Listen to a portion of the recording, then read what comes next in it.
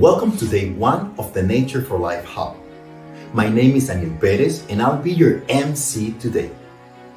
Today's theme is on creating a planetary safety net. We know that the world is facing a biodiversity crisis. We see signs all around us. Forests on fire, coral reefs collapsing, and species on the brink of survival. We need to urgently reverse course and to bend the curve on nature loss.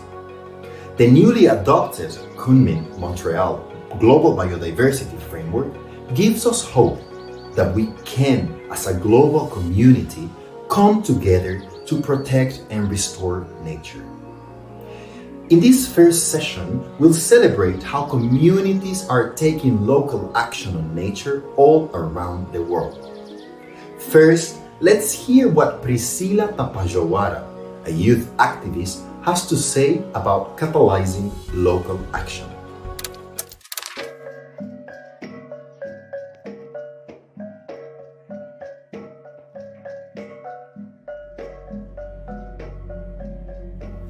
I am sitting in a forest. I feel the breeze on my face. I hear the sound of a passing stream. The forest is speaking. The earth is speaking. She is telling us that we have no more time. Where the forest is protected, our peace is protected. Our future is protected. The future of humanity tomorrow is tied to the fate of the forest today.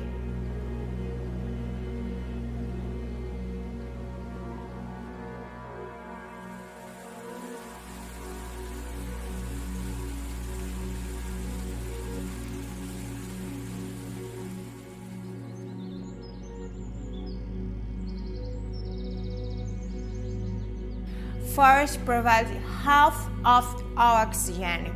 They provide rain for farms a continent away. They are a first protection from the impact of climate change. The vision of our elders has been to protect the land. Aló, aló. Mirador, mirador.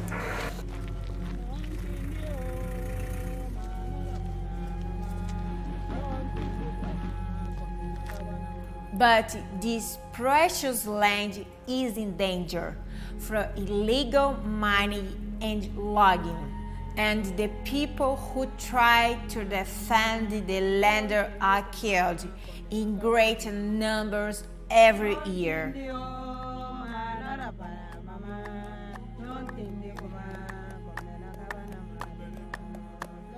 Kwangu haki ya ardhi ina muhimu sana. Kwa sababu haki ya ardhi, upatikanaji ipo ndani ya ardhi.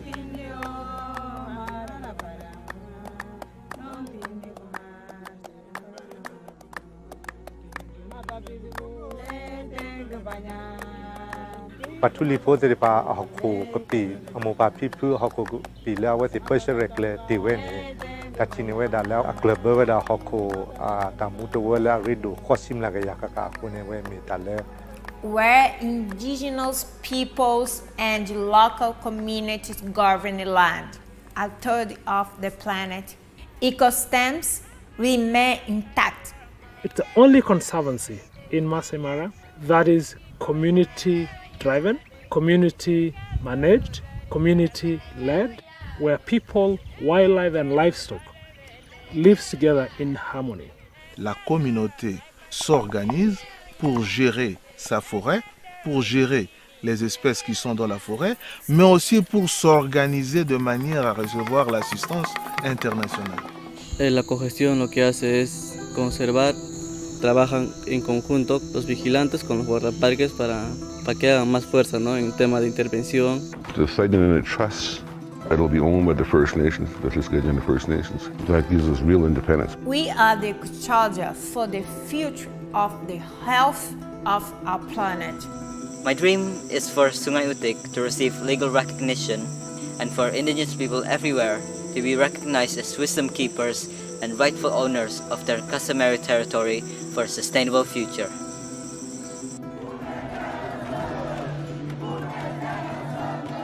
Para pueblo indígena hay lleno de vidas, lleno de recursos que nos ha sostenido nuestra vida por miles de años y ha sostenido de dar aire, el agua a todo el mundo que estamos aquí pisando en esa tierra al global.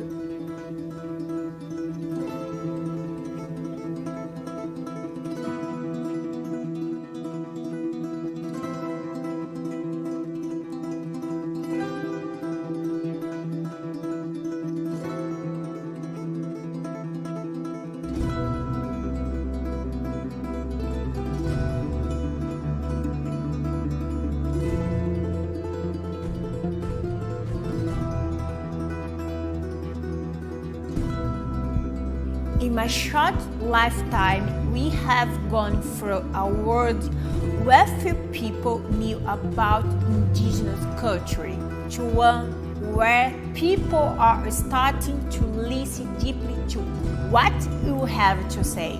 We have so much to be proud of and so much work is still left to do.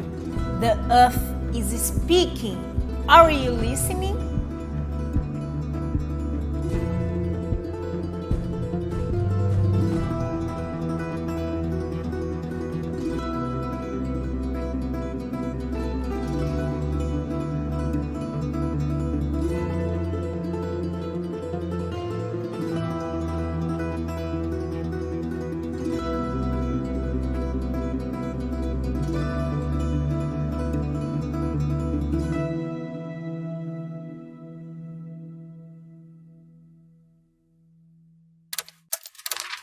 Hello everyone, Namaste, and welcome to this year's Nature for Life Hub.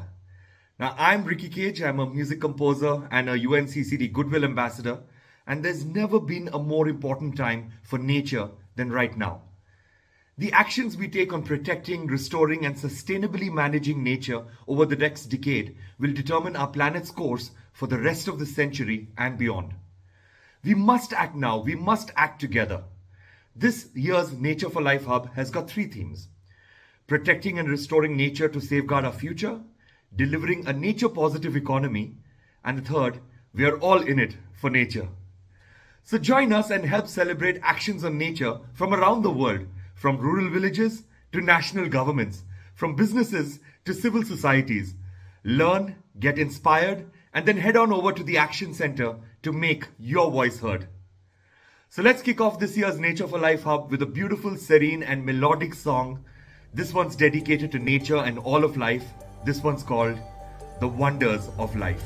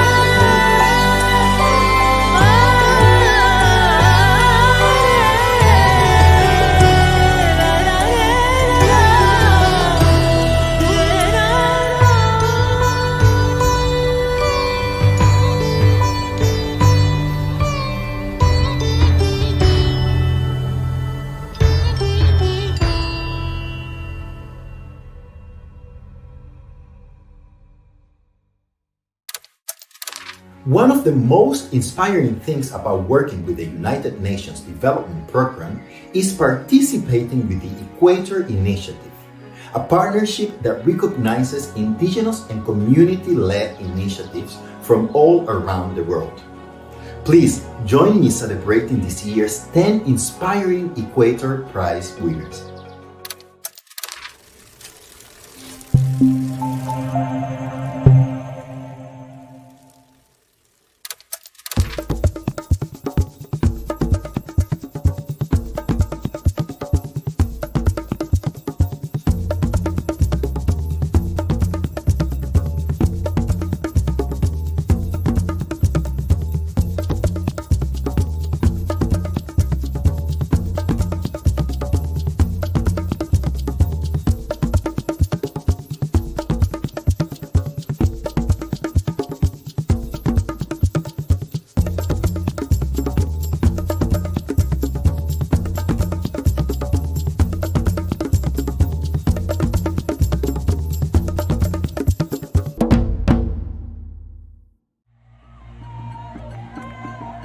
Our planet is facing an urgent crisis that affects us all.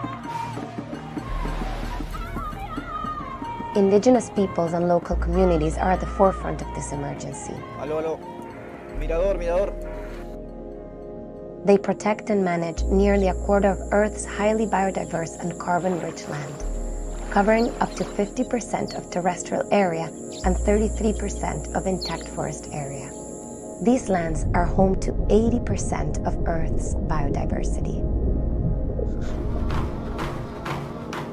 These communities hold the key to the future of our planet, yet they face displacement, dispossession, constant violence, and intimidation. They're amongst the most vulnerable to the impacts of climate change. But despite these challenges, Indigenous peoples and local communities continue to be the best guardians of nature and agents of change. They hold the solutions to the climate and biodiversity crisis. It's essential that we acknowledge their rights and central role in creating a strategic pathway towards a safe climate, healthy ecosystems, and the achievement of the Sustainable Development Goals. To address the serious threats that we face and prevent further disaster, we need to listen to their voices now. And the UNDP Equator Initiative is doing just that. We recognize the essential contributions that communities make to reducing poverty and tackling our planetary emergency through the conservation and sustainable use of biodiversity. We amplify the voices of Indigenous peoples and local communities, shining a spotlight on their impactful initiatives and the effectiveness of their nature-based solutions. We also celebrate the central roles that they play globally, nationally, and locally, while convening dialogues with relevant stakeholders. We walk hand in hand with these communities to support the scaling up and replication of their initiatives through communications, storytelling, advocacy, learning, partnerships, finance, and technology. Through our work since 2002, we have recognized 275 Indigenous and local initiatives from 87 countries and directed around $3 million directly to these communities. We have brought countless noteworthy Indigenous and community-based stories and projects to the global stage and partner with celebrities, government, activists, and thought leaders to create awareness and reiterate that the success or failure of sustainable development, climate, and biodiversity goals for this decade depend largely on Indigenous peoples and local communities. Leave no one behind. Listen, stand, walk, and partner with Indigenous peoples and local communities.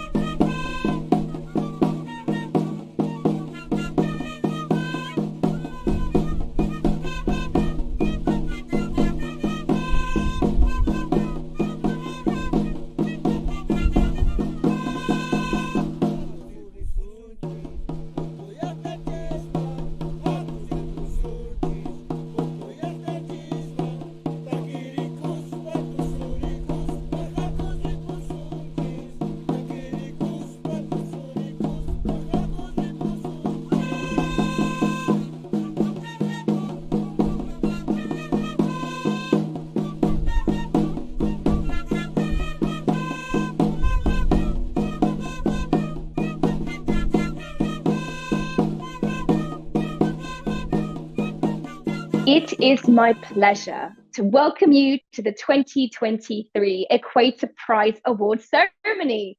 You've just witnessed a traditional dance performance, the Suri Sukuri dance from Dina Rojas Paico of Uru Uru team in Bolivia. The warmest thanks from us to Dina for that festive performance. What a fantastic way to start officially the 14th Equator Prize Award ceremony. I will be your host.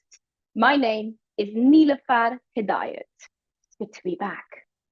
Today, we celebrate the exceptional nature-based solutions that 10 Indigenous and local communities across the globe have championed. These initiatives inspire us to envision and develop innovative ways that drive transformative change and contribute to realization of the Sustainable Development Goals. This group of winners stands out for the diversity of transformations that their initiatives embody across the ecosystems that they work with. They span across 4 continents, across forests and wetlands, rivers and mountains, farmlands, ocean and coasts. They accelerate ecosystem restoration and they create protected and conserved areas. They safeguard Indigenous rights. They anchor local communities in supply chains. They scale up natural-based solutions for climate adaptation and consideration. They put nature at the heart of development and policy and planning. And they accelerate regenerative, productive practices. Well, what does all of this look like? We are all about to find out. We shall see how even when confronted by distinct challenges, these sets of outstanding Equator Prize winners are all united by their desire to be recognized as equal reason givers and active players in collectively shaping a secure future for the youth of today and the generations to come, all whilst anchored in informed Indigenous and local knowledge. We are grateful to hear from 10 Indigenous and local communities in 10 different countries across the different regions that fall under the following 3 categories: creating a new green economy, creating a new planetary safety net, and redefining our relationship with nature. But before I introduce you to this year's winning Indigenous and local communities, let's first hear from the administrator of UNDP, Achim Steiner. Excellencies, ladies and gentlemen, dear colleagues and friends. On behalf of the Equator Initiative Partnership, I would like to warmly welcome you to this year's Equator Prize ceremony. This year we mark the 21st anniversary of the prize. Since 2002, it has showcased inspiring efforts by Indigenous peoples and local communities to advance nature-based solutions that address biodiversity loss, climate change, and inequalities. It comes as climate change is intensifying, with large parts of the world on fire or submerged underwater in the year 2023. At the same time, our natural world continues to suffer from unthinkable losses, everything from the collapse of coral reefs to the destruction of tropical forests. Indeed, wildlife declines have been catastrophic in regions such as Latin America and the Caribbean, which has seen a 94% drop in the average wildlife population size since the year 1970, 94%. The socioeconomic impacts of biodiversity loss are also stark. It includes everything from a reduction in crop productivity, from the loss of pollinators, to a decrease in tourism due to poaching. Yet, tectonic shifts are also being felt. The so-called Kunming-Montreal Global Biodiversity Framework represents our shared vision today of how to achieve a nature-positive future. In many ways, this blueprint would be nothing without the Indigenous peoples and local communities who are leading the fight back for nature. This year's 10 Equator Prize winners, selected from over 500 applications, illustrate an unwillingness to stand idly by as our natural world disappears. We must follow their lead and provide them with the support they need if we are to rebalance the delicate equilibrium between people and planet. The winners include the Kapanyan Community Land Development and Management Committee in Liberia. It made history by gaining formal ownership of their traditional lands. They are now custodians of over 40,000 hectares of tropical forest. This success has inspired 7 other districts in Liberia to register their land rights and develop sustainable land use plans, now covering some staggering 700,000 hectares in total. Or consider the Comuna Playa de Oro, an Afro-Ecuadorian settlement. Advancing ecotourism and sustainable cacao production, it has also safeguarded 10,000 hectares of forest. It shows what a local green economy can look like. Moreover, look to the KGMC community in the Philippines that has restored 12,000 hectares of mangroves, with fish, shellfish and migratory birds returning to the southeast of the country. It has not only revitalized the ecosystem, this community has also taken powerful climate action and revitalized their very own futures. It is pleasing to see such a strong focus on future generations this year, with 4 of the winners being youth-led initiatives. They include the Instituto ZAG in Brazil, where indigenous young people are protecting the critically endangered Araucaria tree, which is sacred to the Xokleng peoples.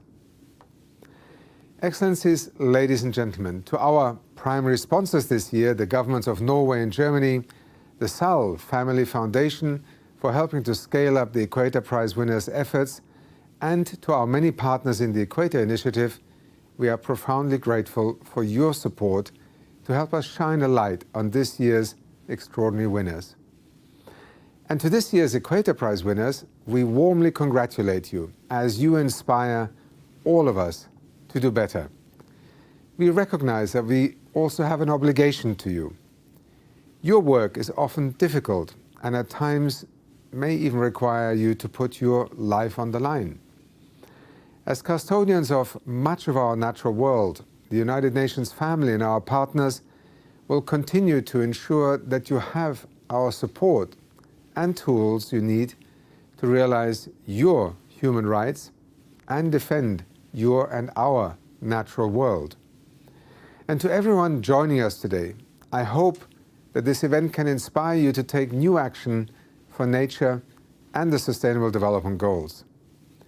To this end, UNDP's Nature for Life Hub hosts a range of opportunities to get involved. Dear colleagues and friends, this year's Equator Prize winners are demonstrating that there is indeed great hope for people and planet. Your groundbreaking solutions are underpinned by a distinct philosophy. There is much to learn from many indigenous belief systems that often portray non-humans as kin with nature, with an inherent value to be respected rather than exploited. It will allow us to raise the curtain on a brand new era where people and planet have equal billing. It is the way we need to think about the future, living side by side, not only with one another, but also with nature. Thank you.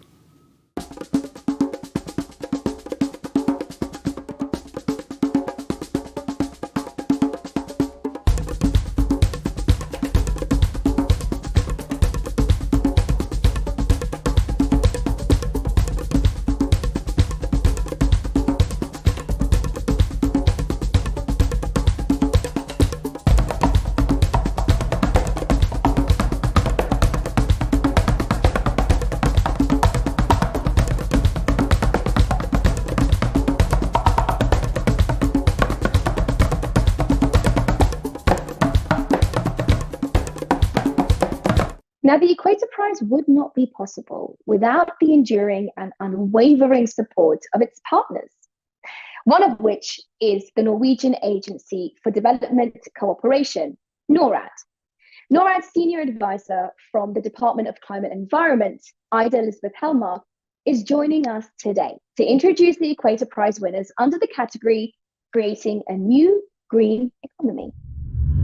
Hello, I'm Ida Helmark, Senior Advisor at the Norwegian Agency for Development Cooperation.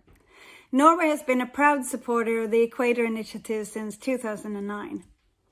We support the Equator Initiative because their work is directly aligned with ours, especially when it comes to putting local communities and nature-based enterprises at the center of creating an inclusive green economy. We're heartened to see this year's Equator Prize winners. These 10 communities, hailing from 6 continents and 10 countries, represent some of the most important transformations we need to see in our world, especially when it comes to the economic transformation. This year's winners showcase what a new green economy can look like. They are empowering youth and women in rural areas through sustainable regenerative agriculture. They're catalyzing micro, small, medium, and community-based enterprises. They're creating green, inclusive, and sustainable supply chains, and they're adding local value to products. They're showing how economic development can go hand in hand with environmental protection and restoration. The green businesses can help nature and people thrive. These economic transformations are essential for our world, and the Equator Prize winners are showing the way. We value the role the Equator Initiative is playing in recognizing and supporting the work of indigenous peoples and local communities, and in encouraging dialogues to help accelerate solutions for our planetary crisis. Thank you, and I wish you the best for the prize ceremony and the rest of the event in the Nature for Life Hub.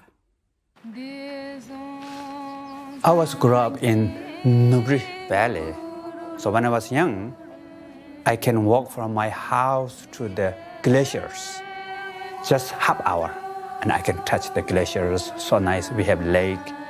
But after 20-some years later, I went back, all these glaciers gone.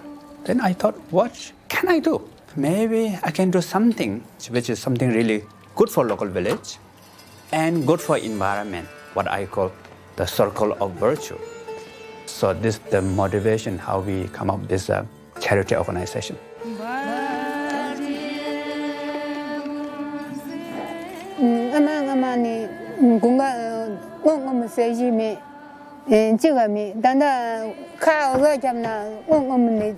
mil chobarajina deji chone yang mi zamne zong rinlang seji chone mama jable orgarani je kurang. Everything is not easy to access. We don't have airport, we don't have car road, everything become expensive. This is why we are thinking how we can locally grow it. So we make a lot of greenhouse.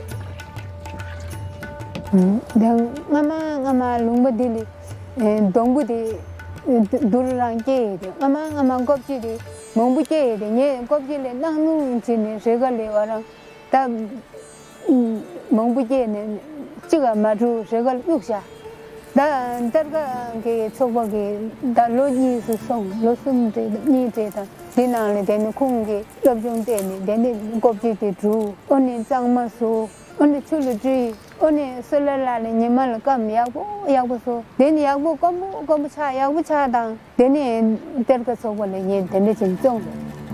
All the prophets got directly to the local women and village, and they want to plant more trees. In Buddhism, we talk about interdependence. So everything is connected, protecting environment that helps to produce income for the local people. And local people also learn more and protect the environment more. So now we are thinking to bring back these teachings and this culture. Now we are doing some pilot project. We did project of educating local women and also men. 아니 아마 주동 땅에다데 럽정 초로야게 공하마고 다나 오쿵 초불렘니 다나 럽정 아지로 주동 땅에당 아니 엘라이 디에데 엘라이 리코 초부차소. Now we are teaching how to do management, hotel, to start some business, and now they're all quite good. They can even communicate in English. For the local tourists, how to welcome, how to do business, local business. When I was young, my hometown is like that, a lot of spiritual, a lot of peace. But then after certain level loss, now I feel like some part of it is coming back.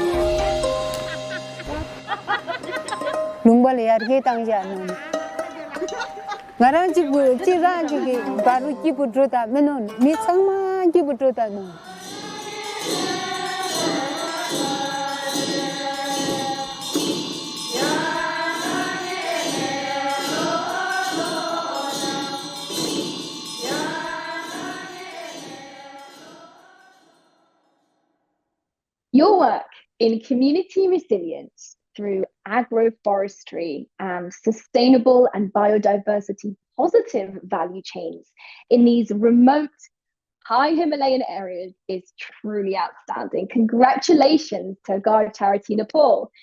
So Guard Charity Nepal is a locally driven organization focused on improving food security and livelihoods in the remote Himalayan community of Samagong, northern Nepal. Now, since your creation in 2018, you've been successful in designing and promoting sustainable and inclusive value chain projects within the community of Samagong that have also expanded well beyond Nepal and across the ocean.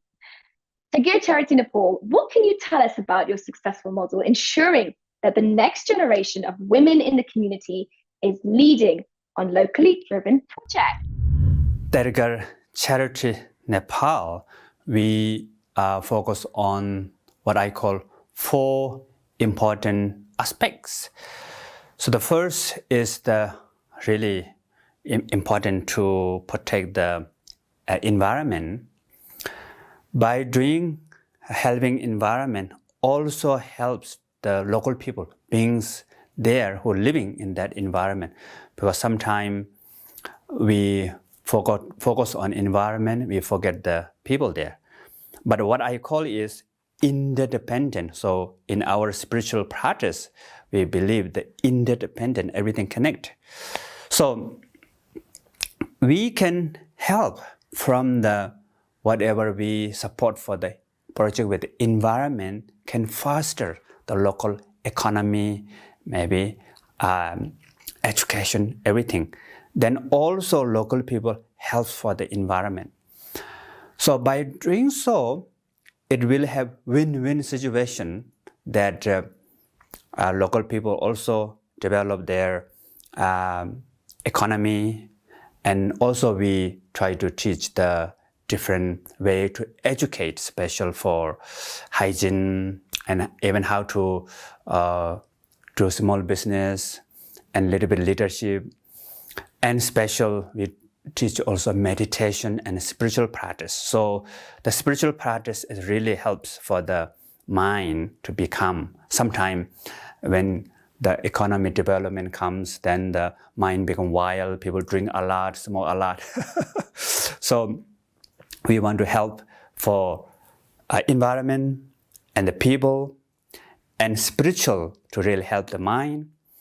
And then also special, we really want to focus women's empowerment, that all connect with each other. Then eventually we want to help not just in my hometown, my village, to expand to more to the world. So I really want to appreciate and thank you for the UNDP Equator initiative. They really give us this opportunity, and we and my people, all the people from the local community, thank you so much for this opportunity. We are in the swing of things now. So from South Asia, let me take you to South Central Africa, and let's zoom in to the country of Zambia. Let's hear about the work of our next winners and the outstanding contributions of the Young Emerging Farmers Initiative.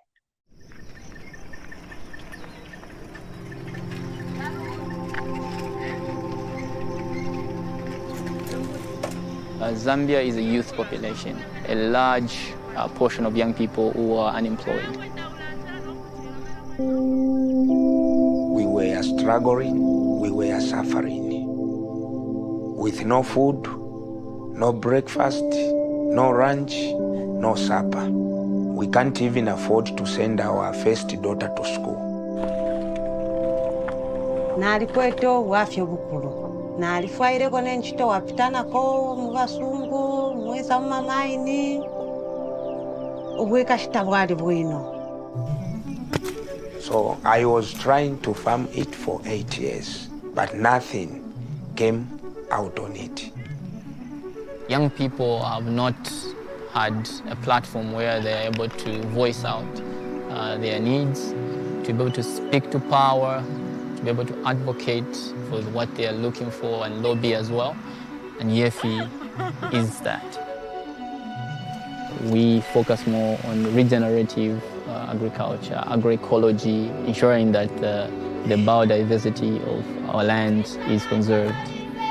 Most of the farmers here in Zambia, they bent their farms. It's our traditional way of life. Lelo nga mlebo mbafya fyafino kwa bulokocha umushirura kwa to mfundo sana. Kairura pera bwino sana. It's very clear that young people's involvement will play a key in the transition that we so wish to, because young people will be there when the crisis hits the adverse effects of climate change. We have over 500,000 young people in our network. They are more innovative, more creative to lead this transition. Mbeta fino kubalanga ku garden nokutira mwana ni fire chitika ku garden chokuti nachitashana. Uko mwana asanga mabalanga fwa. Olepo na shalile ndako pantanshi. After nakwatenda rama nakwate tontonga yakutati.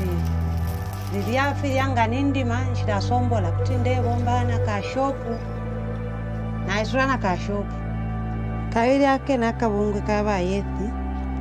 Kali tusambirisha konefya kusunge ndalama dabomba garden kabiri amaisa ngaisa na bomba kumabala ngafyapya nashitisha na kwatira mana ka shop.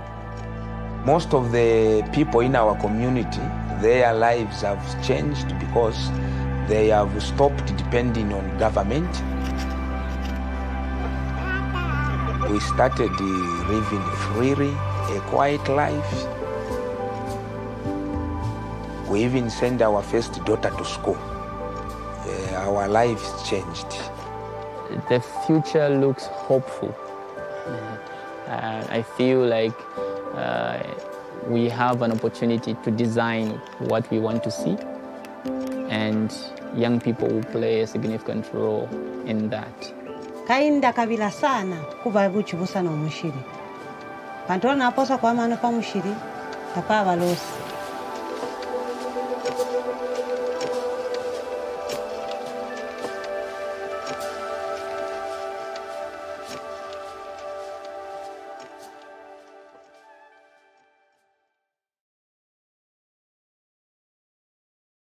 Many congratulations to the Young Emerging Farmers Initiative for your unceasing determination to sustainable and inclusive development. Now, your work has demonstrated a remarkable commitment to tackling the world's most pressing crises. Young Emerging Farmers Initiative, can you share on how your organization mutually addresses the challenges of youth unemployment, climate change, and biodiversity loss? Young Emerging Farmers Initiative was established in 2014 with a simple belief, a connection between human and nature, which is so essential for a sustainable future. Our initiative empowers youth both in rural and urban areas to engage in agriculture, creating wealth and employment while harmonizing with nature. We focus on building capacity and creating awareness among youth through dissemination of sustainable agriculture practices.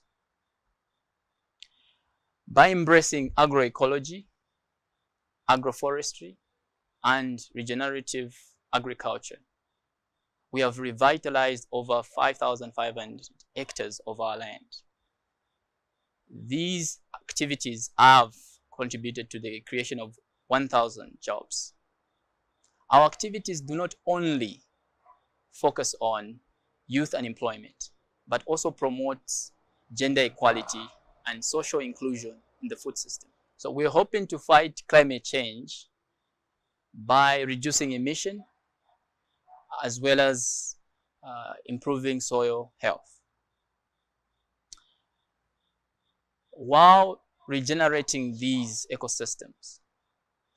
We have witnessed a resurgence of biodiversity, bringing a balance to our environment. This recognition by the UNDP Equator Initiative fuels determination to further empower youth, combat climate change, and safeguard biodiversity. We thank the UNDP Equator Initiative for this honor. Let us continue to sow a seed of sustainable growth and productive change, nurturing a future where youth unemployment, global warming, and biodiversity loss is a challenge of the past. Now let us stay in the continent of Africa, but let's head east. Let me introduce you to this youth-led organization in the country of Burundi. Let's hear more about Perfect Village Communities, or PVC Burundi.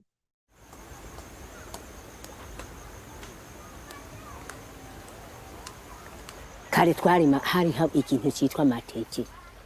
Amateke murayabona y'ikizungu, nta musozi n'umwe utarimo amateke. Bagomaye bajya ibintu by'ingubu,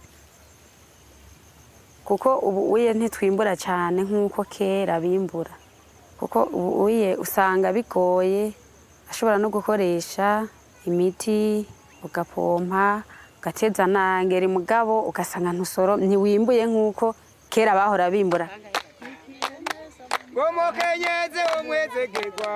Mw'ishyirahamwe PVC hano mu Burundi aho dukorera, ibyo dukora twebwe twifuza kugarukana akanovera mu isi ndimwa, aho abantu basubira gukoresha uburyo kavukire bahora bakoresha kera mu kurima, badakoresheje imiti twavuga mvaruganda iza konona haba ku magara y'abantu ndetse haba no ku magara y'isi hamwe no mu konona ibidukikije. Turiko dukorana n'abenegihugu mu kugwiza ubwa mbere ibi bitegwa, ibi biti biba bikenewe mu gukoreshwa kugira ngo iyo miti hingurwe. Rero nico gituma ubu uye ndabona umenga hariko haraba karusho bivanye n'izo nyigisho batubwiye, ko baratubwiye ati muteragire akagati, ako gati batubwira ko kitwa nime. Nuko rero tubanza dukomera amashu umuntu yatwigishije bwa mbere.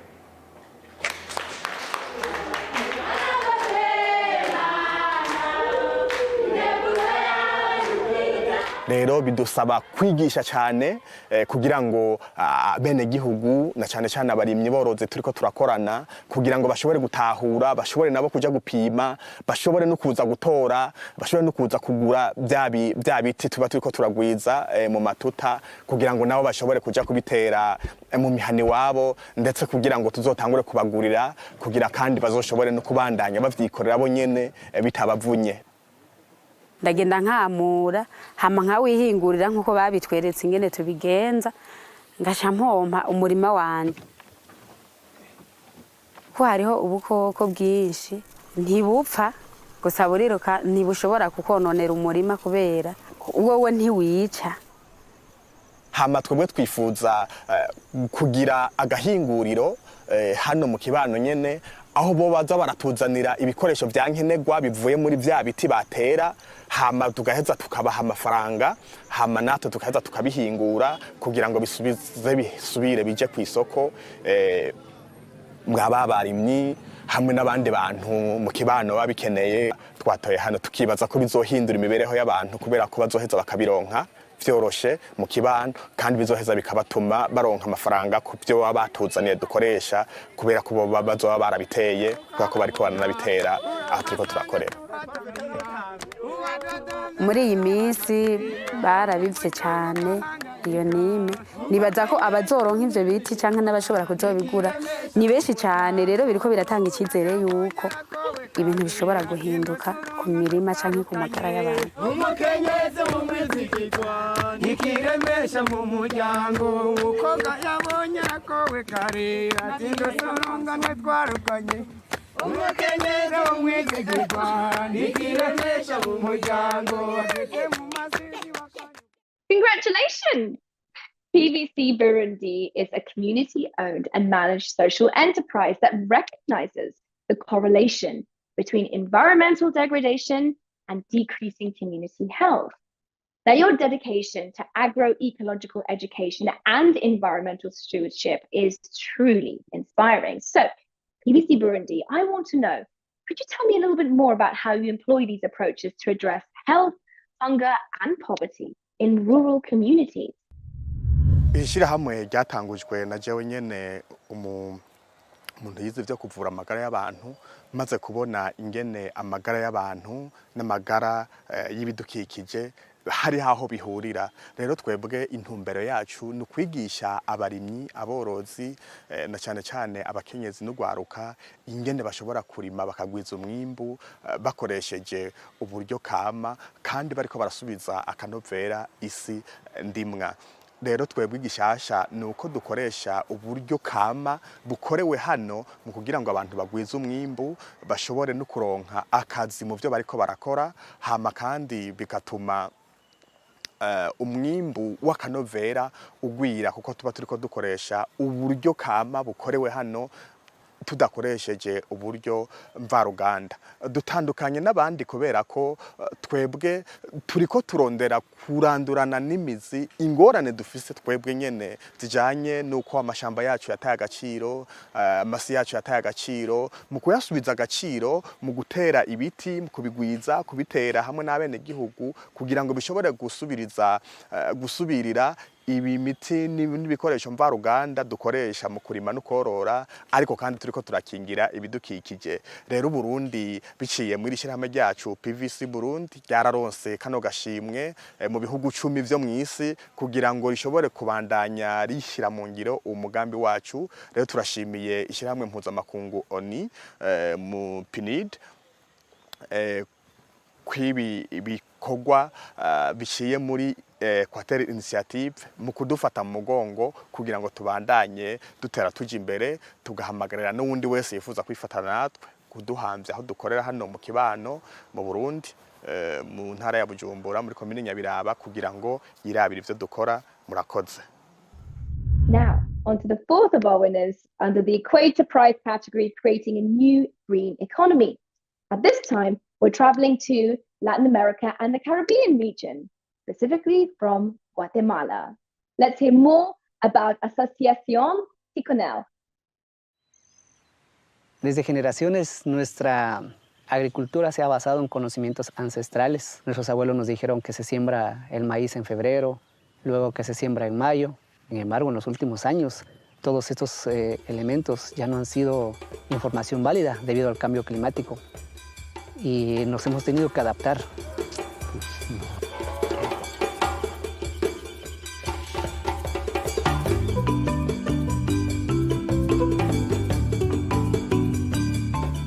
Hace 23 años, 10 líderes en una comunidad que se llama Sacalá se reunieron pensando en su comunidad cómo llevar el desarrollo.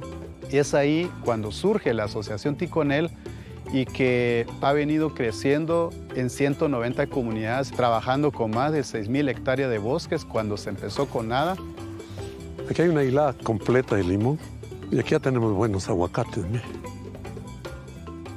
Espera, y mira el tamaño y sus naranjonas que tiene. Todo quiere amor, no solo el ser humano, también las plantas, ¿no? Que son seres vivos. La gente en las comunidades donde estamos trabajando a lo largo de todos estos años han tenido pérdida en sus cosechas, en sus recursos económicos. Su punto de maduración es así se ve. Eso les está obligando a ellos a buscar esos mecanismos de que diversifiquen sus productos, buscar alternativas y para ello juega un papel importante Ticonel. Entonces, después de cortarlo, Ya uno como productor o lo vende así en maduro o ya hace el proceso de despulpado, fermentado y después lavado para ya sacarlo en pergamino. Curvas es para evitar la erosión. Tenemos estos pastos y los fuimos obteniendo gracias a que nos han enseñado las buenas prácticas, ¿va? Mira estas bellezas de pinos. Donde crezcan ellos, me tapan el viento y me ayudan con los cultivos. Nosotros como pueblos indígenas vivimos en una sociedad de ayuda mutua. En el paso del tiempo se perdió, sin embargo ahorita es momento de recobrarlo. Con estas redes de negocio que estamos llevando a cabo con Ticonel, nos está brindando esas redes de proveedores, de clientes. El caso de la caña forestal que tenemos es un vivo ejemplo en donde se puede comenzar desde una materia prima y lograr cerrar al mercado. Aquí el vivero que tenemos, pues ya tenemos plantas de diferentes especies. Ya cuando llega el tiempo de la siembra, pues cada persona pues viene a comprarlo. Sembramos para que crezcan ahí en los bosques. Aquí era una deforestación, entonces aquí se reforestó con el proyecto de Ticonel. Ya empezamos a aprovechar, vamos a transformar para la carpintería. En las comunidades ahora, los productores mismos, ellos reconocen que estas capacidades que genera, que fortalece Ticonel, no lo olvidan porque ellos mismos lo hacen. Vemos ejemplos ahora que sí se puede. ¿A quién no le gusta un pino de estos? Como dice un refrán, lo que no se da es lo que uno no siembra.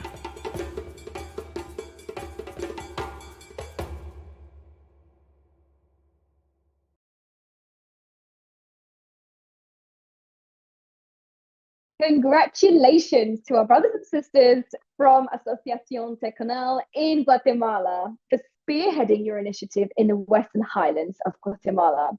Asociación Ticonel is an organization operating in 152 communities, fostering sustainable natural resource management and the development of community-led micro, small, and medium-sized enterprises, MSMEs. Now, your organization has made incredible strides in sustainability and community leadership. So, Asociación Ticonel, can you share a story perhaps about the positive impact you've had on the lives of people that you work with?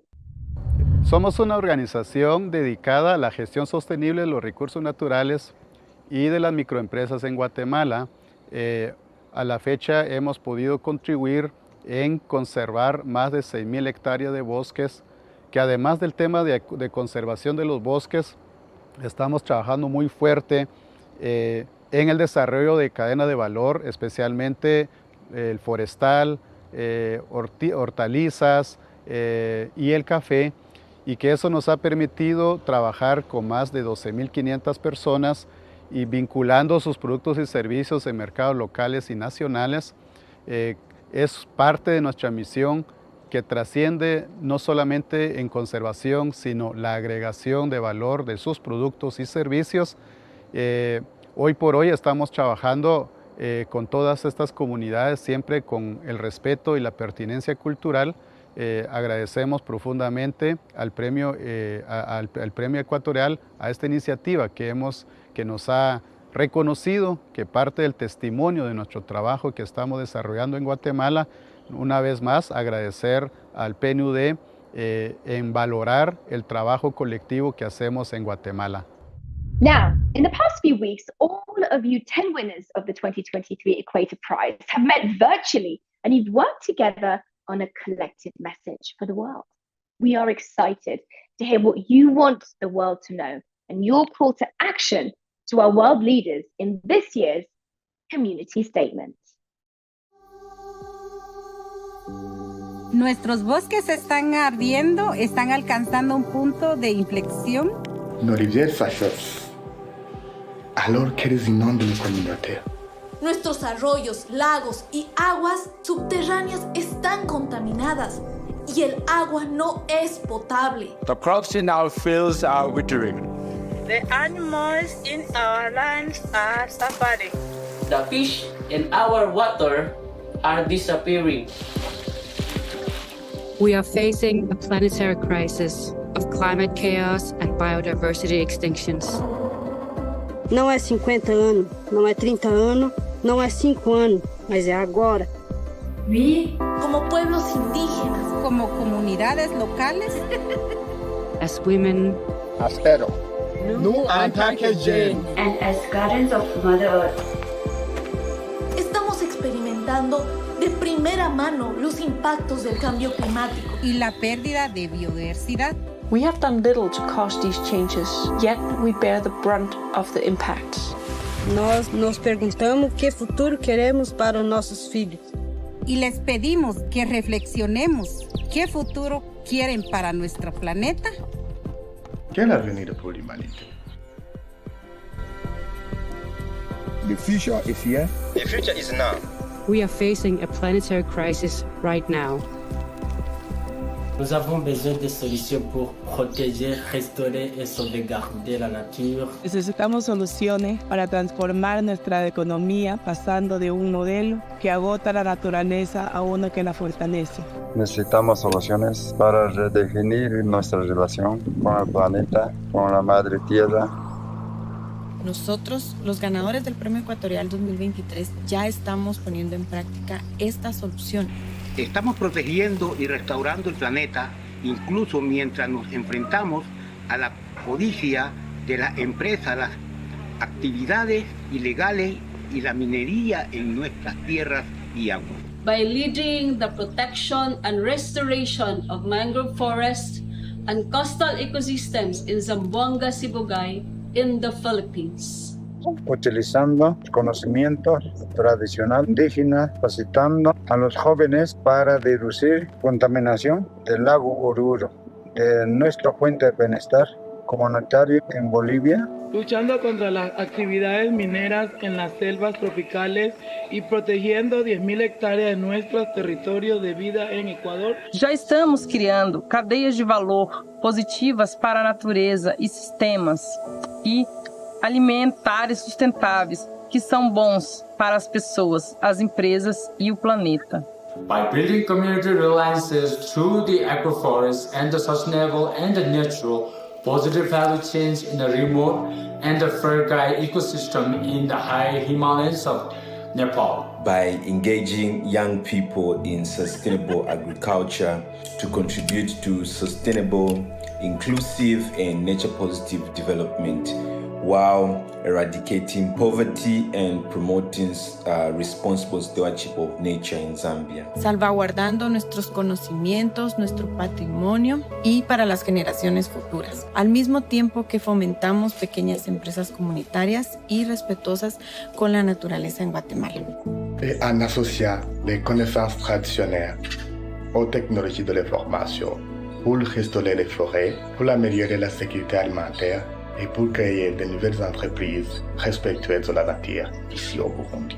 Estamos trazando un camino hacia un futuro compartiendo en el que tanto las personas como la naturaleza prospera y en el que situamos a la naturaleza en el centro del desarrollo. By safeguarding a diverse and biologically productive area for all people, harvesters, hunters, fishers, knowledge holders, and cultural bearers.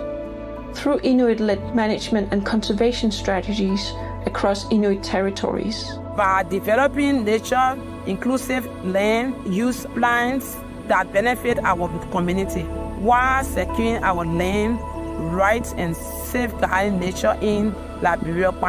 Preservando a araucária, uma espécie sagrada e ameaçada de extinção, e preservada nosso patrimônio cultural no Brasil. Our cultures, our ecosystems, our solutions are different. But we share the same understanding about our future. Entendemos la urgencia, el cambio climático y la pérdida de la biodiversidad no son desafíos que afecten solo a futuras generaciones, sino que también están impactando a todos nosotros en este momento. Nous comprenons l'interdépendance dans la résolution de ces crises ensemble en tant que planète unie. We understand that engaging youth and rising communities' awareness are essential for our success. Somos conscientes de que somos agentes de cambio y estamos ofreciendo al mundo soluciones escalables para un futuro en armonía con la naturaleza. Também compartilhamos o mesmo entendimento sobre o nosso presente. We understand that we exist within powerful social and economic structures, corporations and governments that do not always share our values. Des lois qui ne sont pas fiables et qui ne sont pas appliquées. A través de objetivos gubernamentales sobre clima o biodiversidad que no se cumplen. Through special interests that are more powerful than community interests. Through corporations that are not held accountable for their destruction of nature. Y promesas incumplidas y sistemas fallidos. Nós, vencedores do Prêmio Equatorial 2023, somos parte da solução. Estamos protegiendo, restaurando el planeta. Creando nuevos modelos armoniosos con la naturaleza para nuestras economías. And we are putting nature at the heart of sustainable development. We call on you to do your part. Nous, Instituto Zang, Oro Oro Te, como una playa de oro. Equator Nepal. Nakapunungan sa gagmay mangingisda sa konsepsyon. The Young Emerging Farmers Initiative. The Inuit Circumpolar Council. the Kpanya Community Land Development and Management Committee. Perfect Village Communities Burundi. Asociación Ticonel. To the government of the world, we call on you to keep your promises. You made bold, ambitious goals in Paris, Kunming, and Montreal. Keep them. Que cumpram as leis, processando os infratores e defendendo o Estado de Direito. Help us plan for a better future by safeguarding the land rights of indigenous peoples and local communities, recognizing our land rights, and protecting nature defenders. Corporations and finance institutions of the world, we call on you. Asegúrense de que sus prácticas empresariales, cadena de suministro y cartera de inversión contribuyan a la preservación de la naturaleza en lugar de destruirla y que respeten el Estado de Derecho. A tous, nous lançons un appel. Que se junte a nós, escolhendo a natureza para a vida. Naturaleza, nature. Nature. For life. La naturaleza. For life.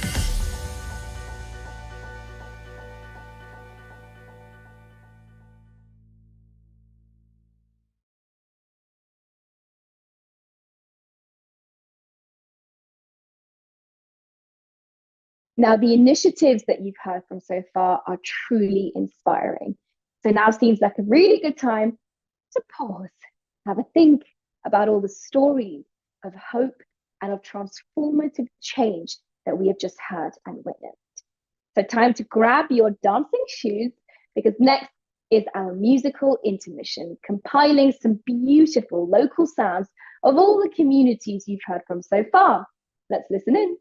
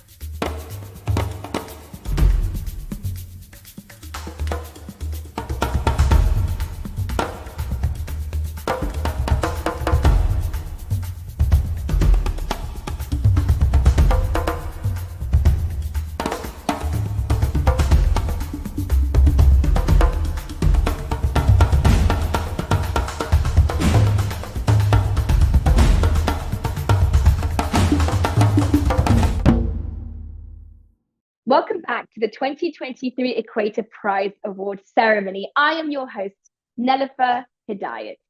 We're honored to have an esteemed guest join us today to introduce the winners under the category Creating a Planetary Safety Net.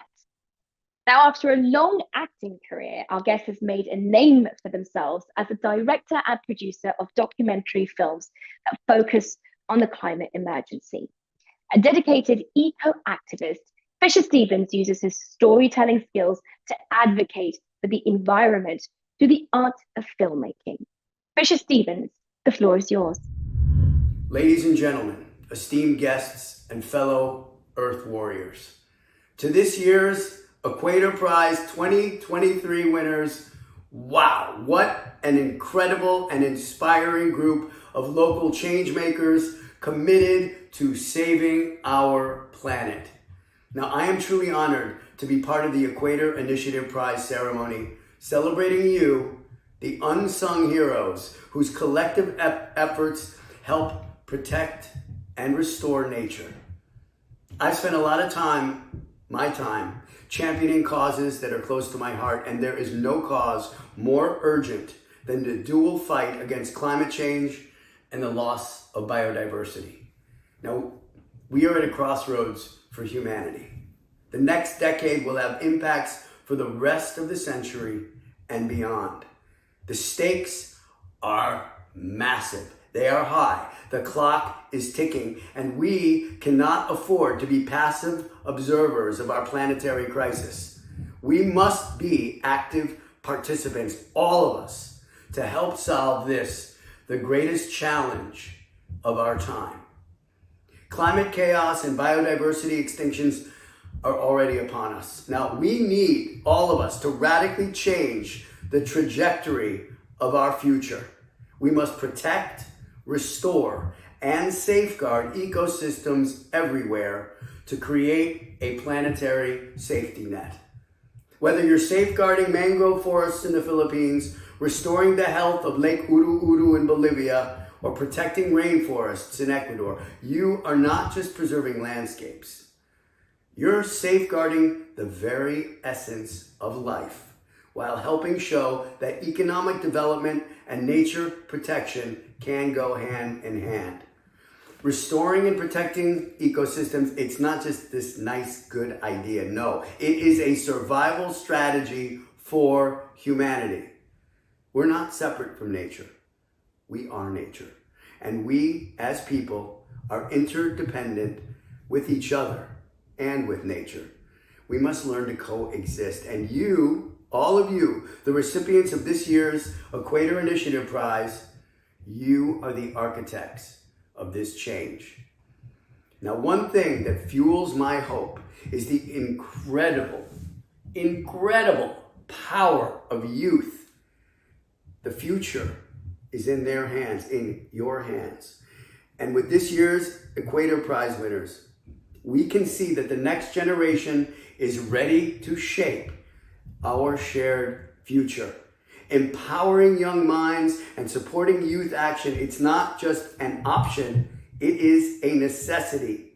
They bring a fresh perspective and an unwavering belief in the possibility of change. They are not skeptical, they are positive. Now, let's not just hand them the torch, let's ignite their passion and stand beside them as they lead the way.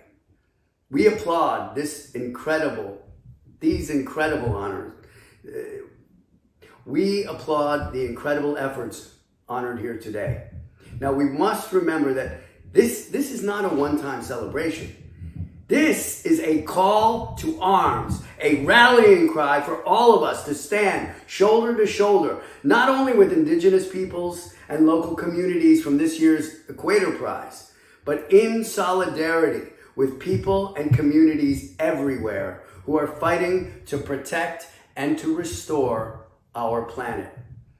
In the immortal words of Margaret Mead, never doubt a small group of thoughtful, committed citizens who can change the world.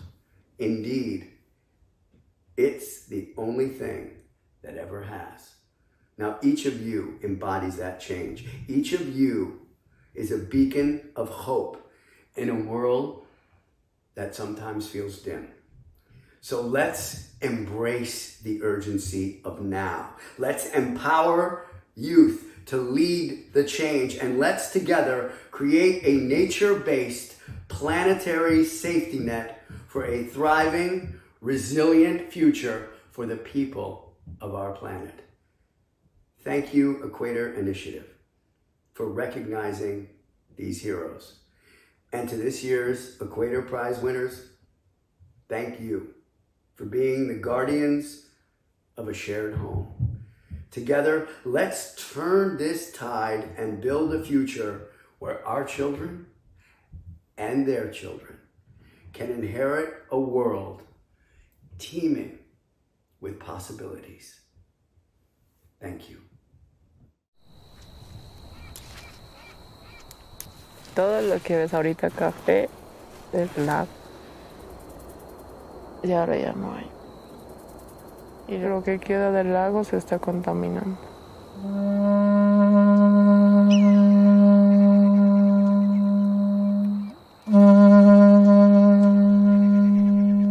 Nosotros somos jóvenes indígenas de la comunidad de Vito, que debido a la migración que ha causado la sequía y todas las aguas contaminadas hemos tenido que buscar diferentes formas de vida. Nosotros hemos decidido volver a juntarnos como comunidad y hacer algo por nuestro lago. Trabajar en estas condiciones no es fácil. Como puedes ver, es plástico, lo que la gente no sabe reciclar, pero también estas aguas son de minerales, ¿no? Contaminación mineral que viene todo desde la minera de San José. Esta minera explota lo que es estaño, zinc, oro, y lo que hacen es tener tuberías ilegales que pasan por debajo de la tierra y desembocan todo en el lago Ururu. Antes existía aquí un centenar de flamencos, es los que ya han migrado. Ya es un grupo pequeño, ¿no? Pero aún que sigue siendo resilientes porque aún ellos tienen la esperanza de poder recuperar un poco de su lago, ¿no? Lo que hemos hecho es implementar plantas nativas acuáticas llamadas totoras, que siempre ha estado con nosotros la totora en nuestras comunidades. Usábamos para hacer barcazas, artesanía, para alimentar a nuestro ganado, ¿no? Y ahora ya no hay. Es una realidad triste, ¿no? Porque yo, sinceramente, he nacido en totora, en medio de agua, ¿no? Esto era pues, puro totora, pero ahora se ha perdido en el tiempo. Esto está muy duro. La totora son plantas durmiendo, como lo llamamos, pero igual en ese estado que están durmiendo aún siguen sus raíces tratando de sobrevivir. Eso, aquí está un tepe. Vamos rápido. Estar acá libremente no es fácil, ¿no? Uno tiene que tener mucho cuidado, porque si no vienen los avasalladores y pues eso nos genera conflictos. Este es un sitio Ramsar internacional y pues no es habitable. Igual se siguen instalando y se siguen ampliando, ¿no?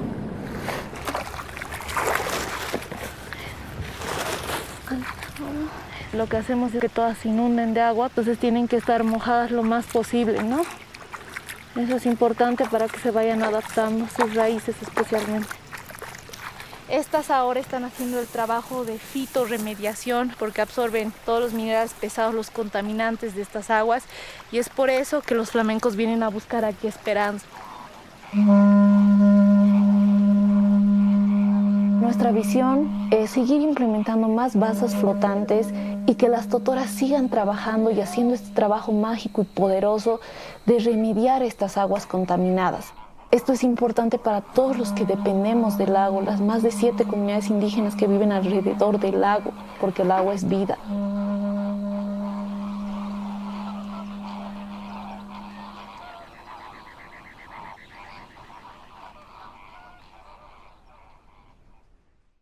Your use of indigenous knowledge to reduce contamination in the Uru Lake is remarkable. Congratulations on your vital work, Uru team. Now, the Uru team was established back in 2019 by indigenous youth from the Urus community in southwestern Bolivia. Their goal was to protect the Uru Lake, which had been facing severe pollution caused by waste from the nearby city of Oruro. Uru team, your initiative has demonstrated a remarkable synergy between indigenous knowledge and and scientific innovation to protect Lake Uru-Uru. So my question to you then, can you share how this unique combination has guided your actions and what impact it has had on your community? El año 2019 embarcamos nuestra tarea y misión de poder salvar lo que queda del lago Uru-Uru a través de una solución basada en la naturaleza, que son las totoras, elaborando balsas flotantes con material reciclado y poniendo en ellas las totoras, que son plantas nativas acuáticas del lugar del lago Uru-Uru.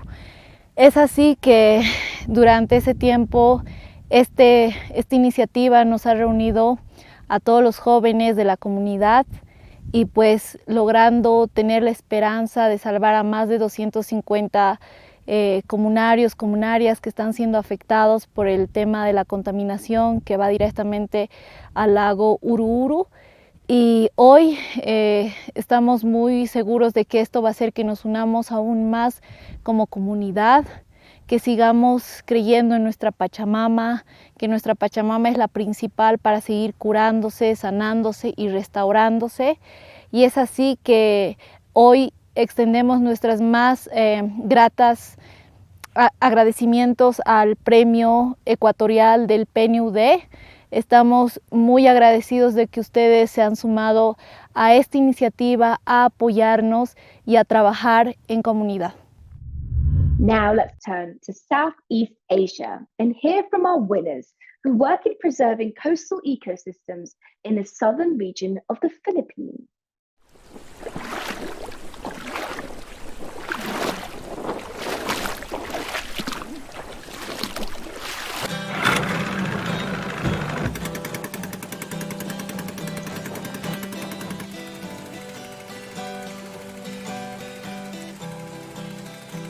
Kana magpanahon nga dagko kayo ang balod, dili kayo maabot diri sa ang among mga panagat, among mga pispan, mga fish kids, dili na kayo mga kini di ang mangroves gawas ato nga puyanan sa mga isda, luganan.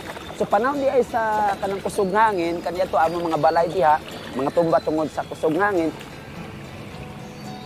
Sa ulam observe namo ang mga dibre, dili na kayo mga adto dito sa lawod, so masangit siya diri, ma-filter siya diri sa mga mangroves ang mga debris or mga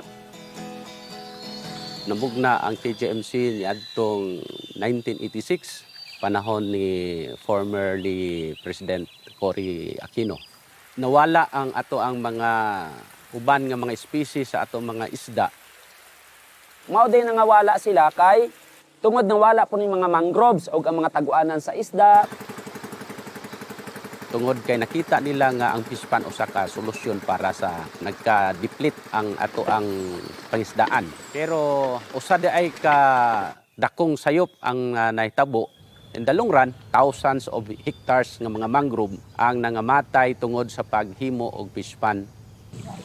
So dito mi nagsugod ang una namong gihimo is nagtanom mi og mga mangroves katong tan-aw namo nga pwedeng katanuman.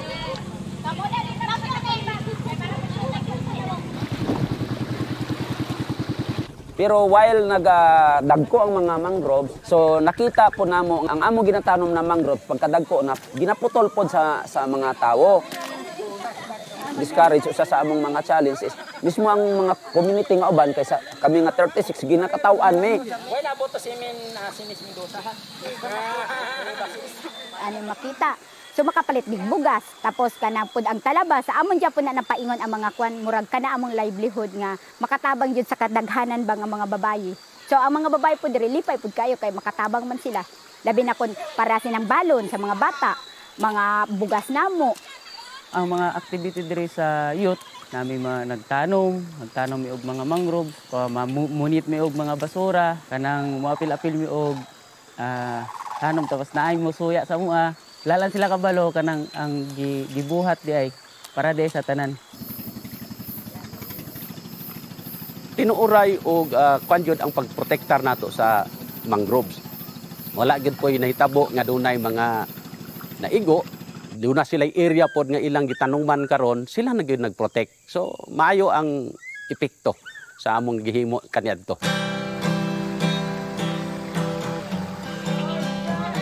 Livelihood, negosyo, naka-eskwela ang mga anak, naka 3 times a day makakaon na ang mga tao nga dili na kinahanglan managat og layo. Sa una layo mangod karon diri na lang in this area. So makakuha na sila isda, makakaon na sila or mabuhay na sila.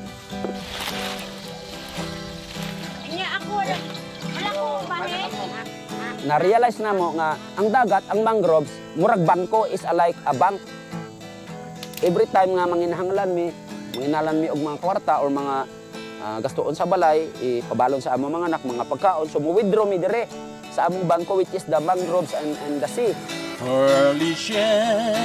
What kind of deposit na ginahimo nato is to plant mangroves, protect and manage and eliminate illegal fishing, eliminate pollution. Apanamahin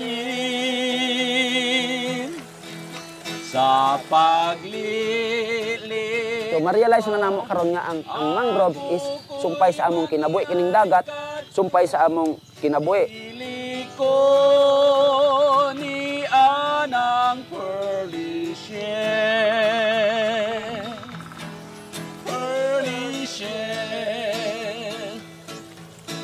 sa katunggan akong gipuli. Congratulations to the fishing community of Kapunungan sa Gagmay ng Mangingisda sa Concepcion, KGMC. Your work on combating the depletion of mangrove forests while empowering coastal communities is impressive.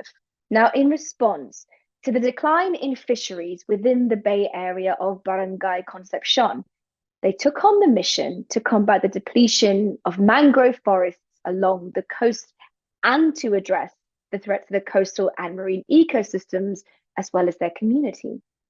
So you've been combating the depletion of mangrove forests and threats to the coastal ecosystems in your community in Zamboanga, Sibugay, Philippines for almost 3 decades. It's a long time. KGMC, how do you do this and what keeps you going? So para ang among pasalamat nga amo kining na balik, na restore ang amo ang natural resources, labi na kining amo ang mangroves or mga katunggan, tungod sa among tinguha nga mabalik pod ang kadaghanan o ang amo ang kaabunda sa among kadagatan. So mo ni nga pasalamat mi nga nakita na karon nga ang among hinaguan o ang among giampingan nga mga especially sa mangrove sa among kadagatan. Then isa niini since 1986, so amo kining gisugdan og karon amo nang natagamtaman daghan ng mga isda, daghan ng mga crabs ug uban pa mga shellfish sa among pinangabuhian. So daghan kayong salamat niini tabang sa Ginoo ug sa amo pong mga kauban sa community sa KGMC nga diin amo kining gisugdan from 500 hectares na 50 hectares going to 500 hectares and now 1,900 more than hectares na mga mangroves ang amo nang na-protect not only in Kabasalan but throughout Zamboanga, Sibugay. And pasalamat kaayo mi sa United Nations Development Program, Equator Prize, nga gi-recognize mi. So kini nagpakita nga amo pag yung ipalaganap ug amo pag yung siyang ipadayon nga malipayon og kauban pa ang ubang mga community diri sa not only in Zamboanga, Sibugay but throughout the Philippines, in the world, para unsa amo gihimo diri unta maabot pod sa ila ug sa ubang pang mga sunod na mga henerasyon. Og thank you very much, daghan kayong salamat United Development Program, Equator Prize ug sa mga organizer niini. Thank you very much. Mabuhay. We now travel across the Pacific to learn more about the solutions brought by our 2023 Equator Prize winner from Ecuador, Comuno Playa de Oro. Let's hear from our winners. Mi nombre es Anderson Arroyo. Estamos actual centrados en la provincia de Esmeralda. Es uno de los bosques más extensos y primarios. Es lo que nos identifica a nosotros como una playa de oro.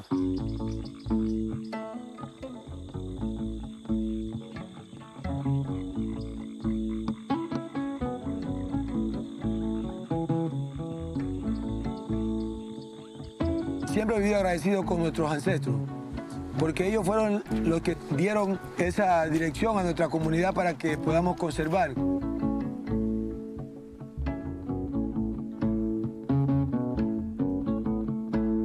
Y nosotros como jóvenes seguimos ese mismo ejemplo, de mantener nuestros bosques ahí y tratar de luchar para que la minería no llegue a nuestra comunidad.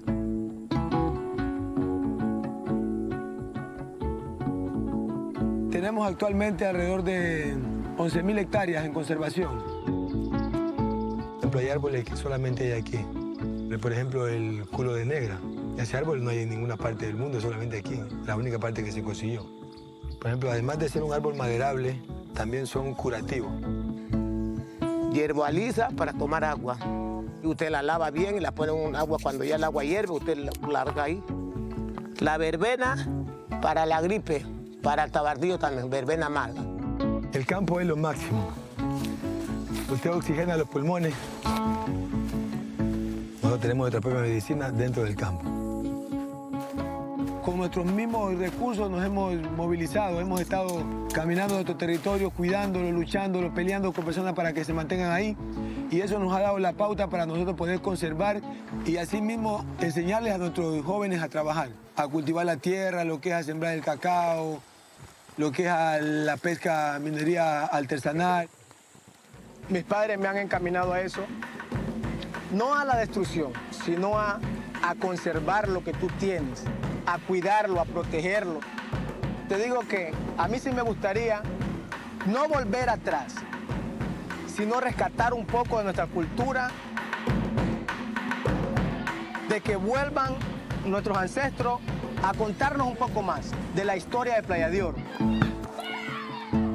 Yo pido al mundo que tomen ese ejemplo de la comuna Playa de Oro para que también sean parte de la conservación y dejarle, por ejemplo, a nuestros hijos un legado y que mañana, por ejemplo, lleguen a esas comunidades y puedan ver un árbol antiguo, un árbol adulto, que tal vez en algunos pueblos no lo vayan a conocer o no lo vayan a llegar a tener.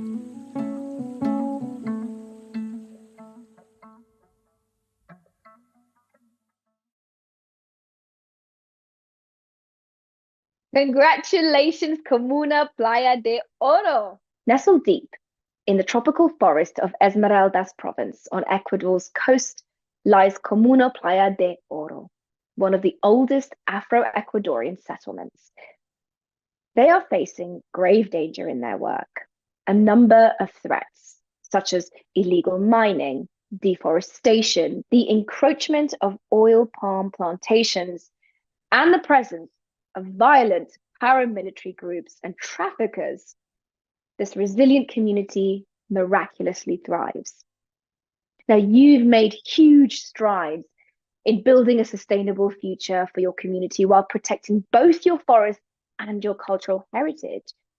Comuna Playa de Oro, how do you thrive in the face of such numerous challenges and threats as I've outlined? Nos encontramos en la comuna Playa de Oro. Mi nombre es Anderson Arroyo, presidente. Frente a las amenazas que vivimos constantemente contra la minería ilegal y la deforestación, cabe recalcar que nuestra comunidad se ha visto en riesgo. Una comunidad muy conservadora. Conservamos alrededor de 11.000 hectáreas de bosque húmedo tropical, donde tenemos unos pequeños aliados que nos ayudan a poder conservar, como es el tema sociobosque, que está dentro de nuestra comunidad alrededor de 15 años, ayudándonos. Nuestra comunidad cuenta con una población de alrededor de 400 personas, que también nos ayudan al proyecto de la conservación. Eso nos identifica a nosotros como comunidad.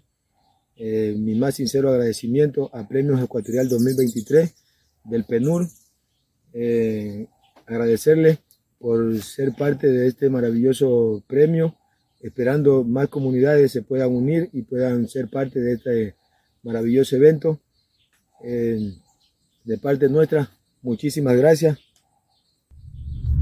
Now, I must say, I am truly compelled by our winners so far, and I know the ones ahead will be even more inspiring. Before we go to our final part of the award ceremony, let us be energized by the vibrant music from the winning communities in this prize category.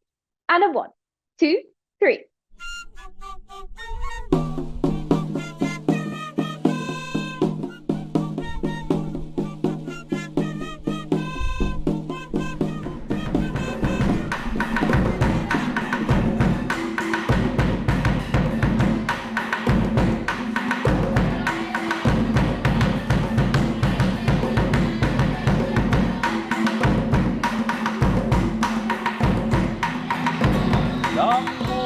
Pasali sa gumamu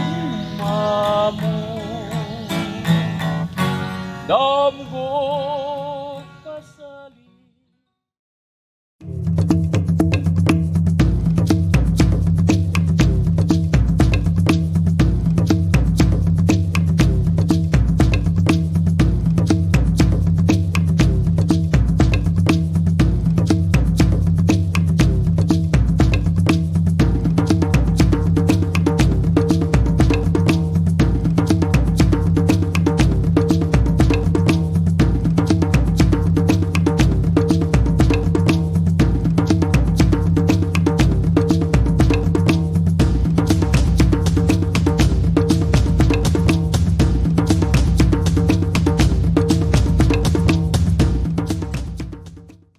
Welcome back to the 2023 Equator Prize Award ceremony and to our final category, redefining our relationship with nature.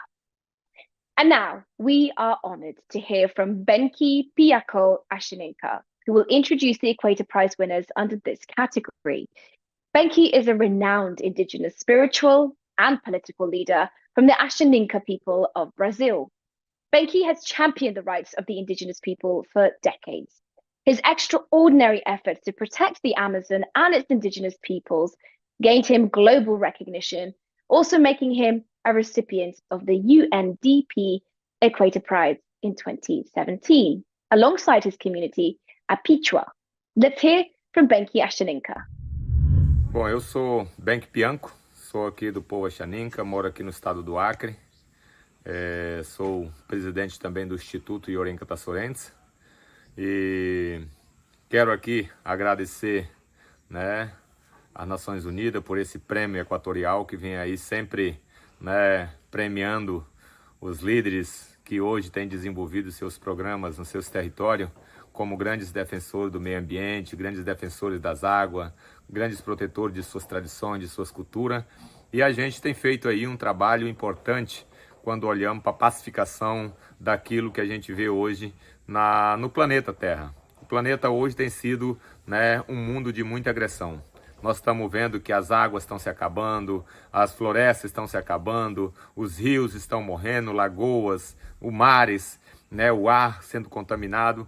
Toda essa mudança climática que afeta o mundo inteiro, né, a culpa não é nossa dos povos indígenas. Então nós, como premiado daquela época, né, pelas Nações Unidas, agora também quero assim agradecer a todos os premiados que aí estão, né, nesse prêmio importante pela defesa de suas, né, terras, pelas águas, né, e que tem hoje mostrado um papel importante e fundamental, né, para o planeta Terra, né. Nós, povos indígenas, temos mostrado isso.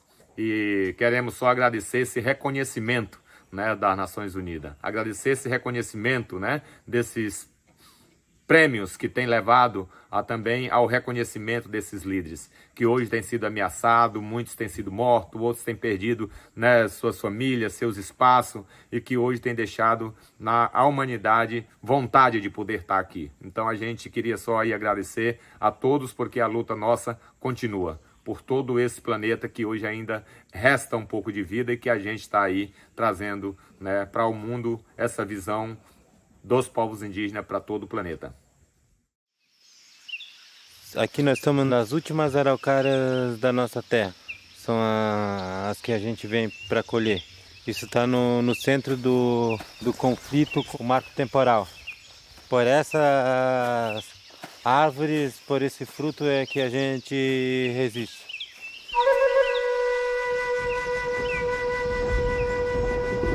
Meus avós contam histórias que mostram que eles se alimentavam dessa fruta, que eles cuidavam essa fruta e que eles plantavam.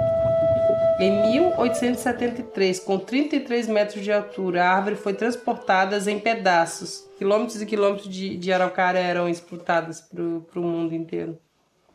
As pessoas só veem dinheiro, dinheiro, dinheiro. O dinheiro também é importante, todos nós precisamos do dinheiro.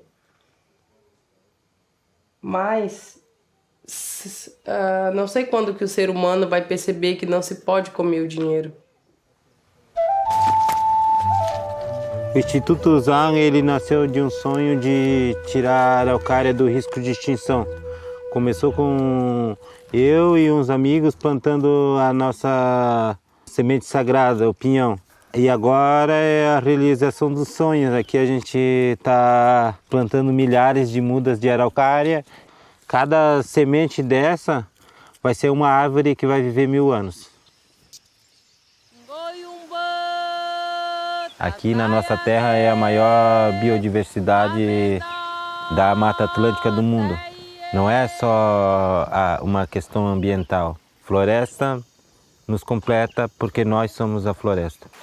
Nós estamos também lutando para se preservar, para que a nossa cultura resista.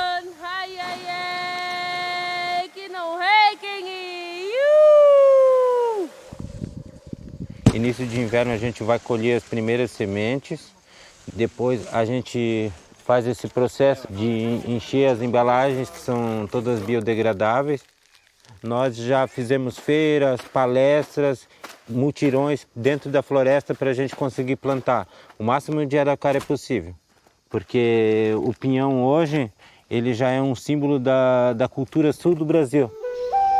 Todos nós temos uma passagem na Terra, um propósito. Minha missão veio para levar o grito de socorro dessa árvore tão linda. Os seres humanos não compreendem que sem as árvores não há vida e que elas também têm vida. Saber que aqui elas estão seguras, que estão preservadas, e é a partir daqui que a gente também tira os filhos dela, as sementes, para conseguir plantá-las. Então eu já vou poder estar feliz para fazer a passagem desse mundo para o mundo sem males, para a terra sem males. É um símbolo muito grande. Não consigo sozinho, preciso de mais pessoas também para abraçar ele. Isso.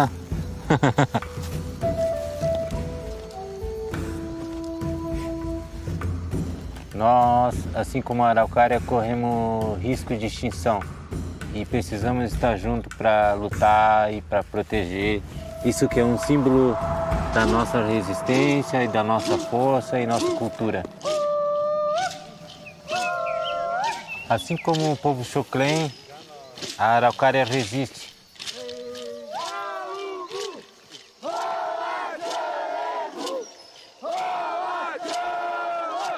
What an inspiring initiative! Congratulations, Instituto Zag. Instituto Zag's key activity is the reforestation and preservation of traditional knowledge around the Araucaria tree, known as Zag. The Zag tree holds sacred and symbolic value to the Xoclen peoples, but is currently on the verge of extinction due to centuries of uncontrolled exploitation. Through its actions, Instituto Zag recognizes the interdependence between the Zag tree and the Xoclen people. We note that your work is based on a deeply intertwined connection between humans and nature. Instituto Zag, how does this connection come to life in your activities? Nós do Instituto Zang estamos na encruzilhada do patrimônio e do habitat, onde nossas ações ecoam na harmonia atemporal entre o ser humano e a natureza. Nossa jornada gira em torno do sagrado Azar, uma personificação de nosso legado cultural com os povos Laclanon, Xoclen e Caingangue. Nossa força vital da nossa terra, Através do reflorestamento de 21 mil hectares de terra, estamos cultivando mais do que uma árvore. Estamos alimentando um diálogo entre o passado e o presente. O ressurgimento da Zan fala do renascimento da sabedoria ancestral, dos ritmos vitais do nosso ecossistema. Capacitamos a nossa comunidade, incluindo jovens, mulheres indígenas, para liderar esse esforço. Eles fundem o nosso trabalho com reverência espiritual, preservando as nossas tradições e compartilhando o seu conhecimento holístico, garantindo o bem-estar do nosso povo e também da terra. Esse relacionamento também se reflete às nossas parcerias, envolvendo diversas partes interessadas em uma administração compartilhada. Ao aceitar este reconhecimento, expressamos a nossa admiração profunda, a nossa gratidão à iniciativa equatorial do PNUD, por esse reafirmar a relação simbólica entre o humano e a natureza. Ela atinge, alimenta nosso compromisso de proteger, nutrir e perpetuar esse vínculo tão sagrado. Muito obrigada. And now we turn our attention to Liberia in Africa. Let's take a look at the work of our friends at Kipanyang Community, CLDMC. Our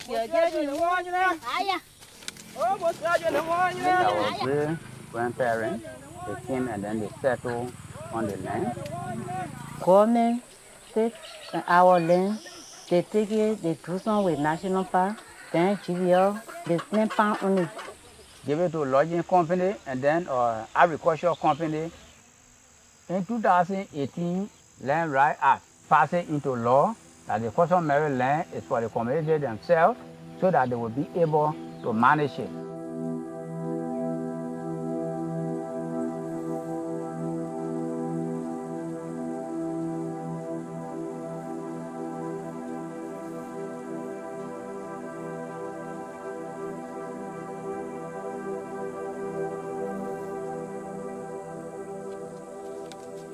I plant my pineapple, banana, cassava. The land will get the land big.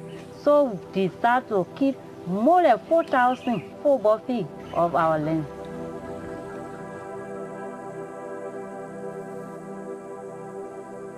In managing of the land, the traditional people, they have a law. To protect the land, in the forest, nobody going there to make town there. Nobody going in the forest to make fun. And everybody buy to that law so that the forest will be able to last for long. And in that same forest, there where we can go to get our medicine and cure our children. In that same forest, there where we go to get stakes and build our houses. And that's what we're living on today.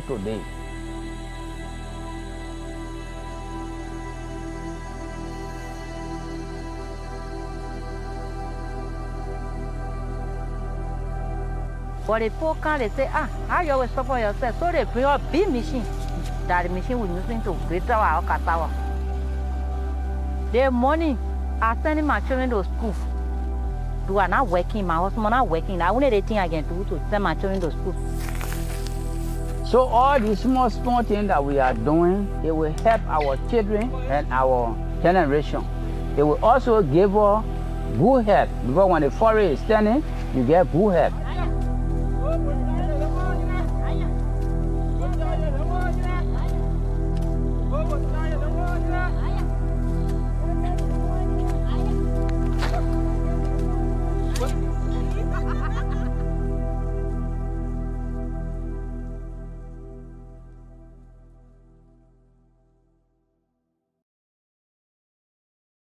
Your pioneering achievement on land ownership in Liberia is truly inspiring work. Congratulations, Kipanyang Community CLDMC. Now, back in 2019, you made history by becoming the first community to gain formal ownership of their traditional land in the southeast of Liberia under 2018 Liberian Land Rights Act. Now, your journey to securing land rights and promoting sustainable land use in Liberia is truly a remarkable one. So, Kipanyang Community CLDMC, what has been your motivation to embark on this journey and to initiate these activities? In 2019, we marked a historic milestone by becoming the first community in Southeast Liberia to formally own our traditional land and dedicating substantial areas to protect biodiverse forests. Despite facing challenges like food insecurity, economic instability, land degradation, and climate change, we were determined to turn adversity into opportunity. Our unwavering motivation is community well-being, and we firmly believe that conservation can benefit our people, benefits while safeguarding our environment. However, we recognize that we can't do this alone. We need essential support for conservation and better initiatives in education, health, water, sanitation, livelihoods, and infrastructure. What creating us is our community-driven approach, working closely with the local government, the private sector, and NGOs, leading to a healthy community and a healthy environment. We pledge to persist in preserving our precious rainforests and promoting sustainable agriculture. This award motivates us to achieve more in safeguarding our land, enhancing food security, conserving biodiversity, and battling climate change. We extend our gratitude to UNDP Equator Initiative for believing in us and boundless potential of community-driven conservation. And finally, last but not least, we are down to our last Equator Prize winner for 2023. Now, this time we travel towards the Arctic region, specifically to Greenland. Let's hear more about the indigenous and youth-led organization of Inuit Circumpolar Council.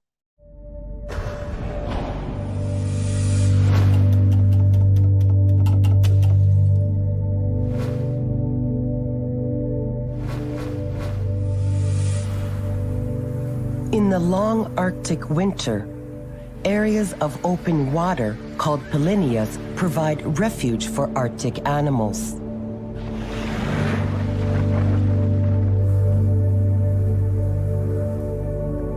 Pikialasuksuaq, the great upwelling in Greenlandic, is also known as the North Water Polynya. It's the largest polynya in the Arctic and is vitally important to local Inuit who use it year-round. Concerns about impacts of climate change and development led Inuit to form the Pikialasuksuaq Commission. Ilawin na aktu katid sa kati aktu tamaining nanuilo kalarugailo tamamityata aksaga mata tamauna kalasi nuna luwa amma pijaktaro tamanna imangani atawsumi pidrigata katid sa kati kata katid sa kati aktu ilaw aktu mukoro kaya ma katana tulog pagero wala nganya taman akit pagaya sumapot ako na tiya kadloko akawudloko ika. In consultation with communities adjacent to the Pikialasuksuaq, identify a protected area comprised of the polynya itself and a larger management zone that reflects the connection between communities, their natural resources, and the polynya.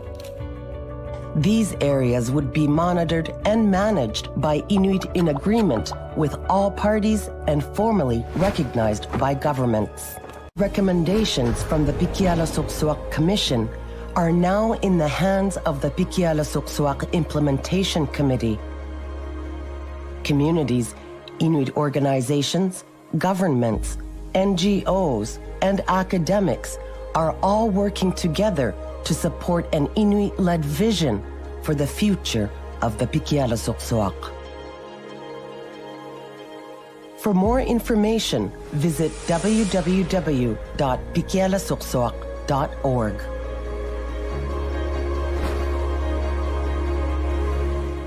Congratulations, Inuit Circumpolar Council, for receiving the Equator Prize.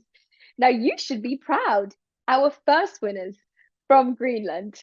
Inuit Circumpolar Council is a non-governmental organization that unites 180,000 Inuit indigenous people across Nunat, the Inuit homeland that spans Canada, Greenland, Russia, and the state of Alaska in the United States. Now, you demonstrate a fusion of cultural preservation and Arctic ecosystem protection in your efforts to assert Inuit ownership, control, and management of your ancestral lands. How does your initiative in Pikialasoqsoaq exemplify this integration? We, the Inuit, stand as the original inhabitants and custodians of vast lands, waters, and ice that encompasses Alaska, Canada, Greenland, and Chukotka in Russia, our homelands, known as Inuit Nunat. Besides sustaining our communities, Inuit Nunat cradles our language, culture, knowledge, and ways of life. Within this high Arctic ecosystem between Canada and Greenland lies Pikialasoqsoaq, an area that is of great importance to us. It offers great hunting, fishing, and harvesting opportunities and supports the mobility of our people. Over time, all of us, hunters, fishers, harvesters, knowledge holders, and cultural bearers, have safeguarded this region. The Inuit Circumpolar Council, as the only international Inuit-led organization overseeing our homelands, aims at setting a groundbreaking precedent by developing the first bilateral Inuit-led protected area and Inuit management authority in order to engage in conservation while upholding our indigenous rights. It represents our conservation effort as Inuit, rooted in our ownership, control, and management of our homelands. We extend our heartfelt appreciation to the UN Development Programme Equator Initiative for recognizing our tireless work and dedication to biodiversity conservation and to achieving ecosystem intactness and integrity across our homelands. Your recognition not only highlights our determination, but also underscores the crucial importance of safeguarding the rights of indigenous peoples to their ancestral lands and territories. This significance resonates all over the globe, from south to north, east to west. Through Pikialasoqsoaq, we affirm our inherent right to shape our own future as Inuit and for the protection of the environment for all humanity. Qoyanak.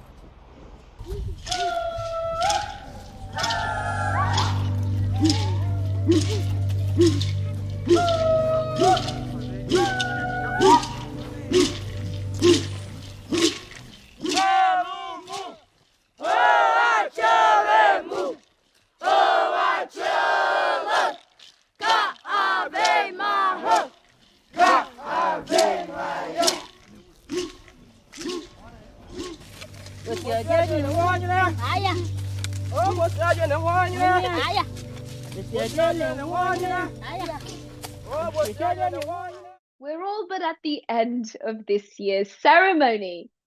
I want to express my sincere gratitude to the partners of the UNDP Equator Initiative, to you for tuning in and supporting Indigenous people and local communities across the globe, and the renowned activists and advocates who partnered in this award ceremony. Congratulations one more time, but not the last time, to the 10 winners of the 2023 Equator Prize.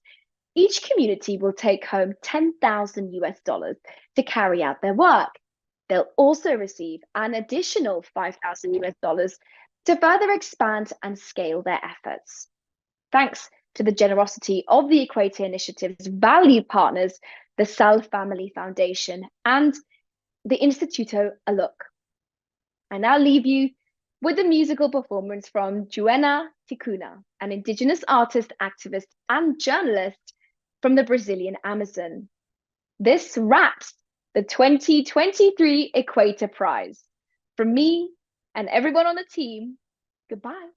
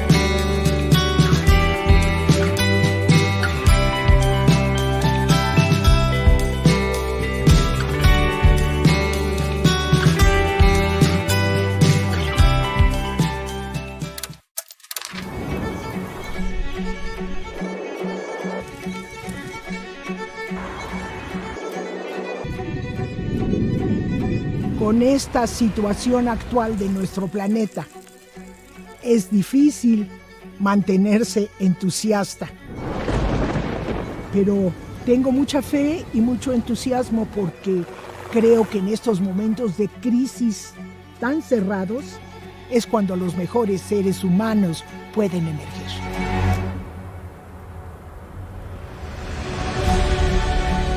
Considero que somos criaturas de la Tierra. La vida moderna nos ha desligado y plastificado que pues pareciera que no fuéramos tal, no lo entendemos como tal, ¿no? Y creo que con el compromiso de todos le daremos seguimiento de alguna manera a todo lo que está en marcha.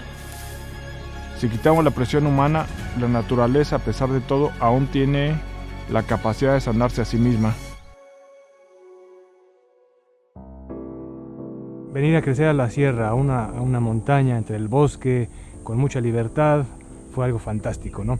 Nos permitió a Roberto y a mí enraizarnos realmente con el territorio. Fuimos cortados con la misma tijera, criados bajo el mismo techo, la misma educación, pero él siempre fue un vaquero de corazón. He decidido desde hace muchos años dejar que se monten potreros. Un 70% del rancho actualmente son bosques, regeneraciones y bosques viejos de conservación. En la administración de este sitio para mí ha sido primordial la biodiversidad. Crecí con esa premisa, ¿no?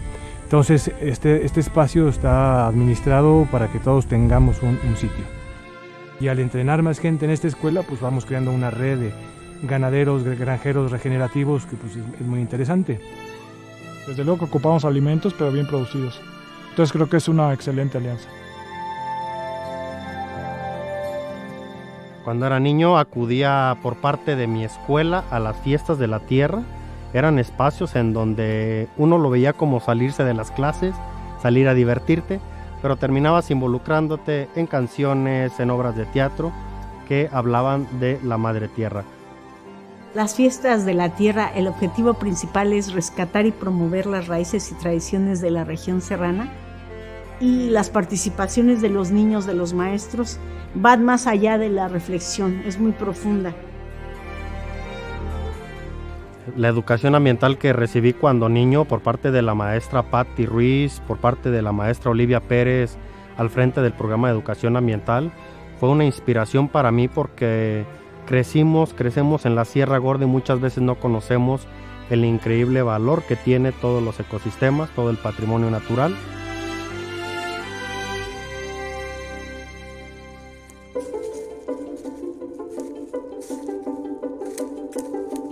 Mi madre sin duda es el ser humano más dinámico, brillante, testarudo que conozco. Ser una mujer líder en medio ambiente en un país como México pues es muy difícil. Tienes que sortear un mundo de muchos prejuicios masculinos.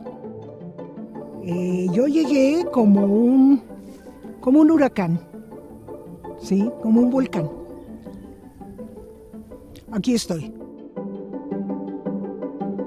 Entonces, Abel, ¿me puedes indicar hacia dónde está el norte, por favor?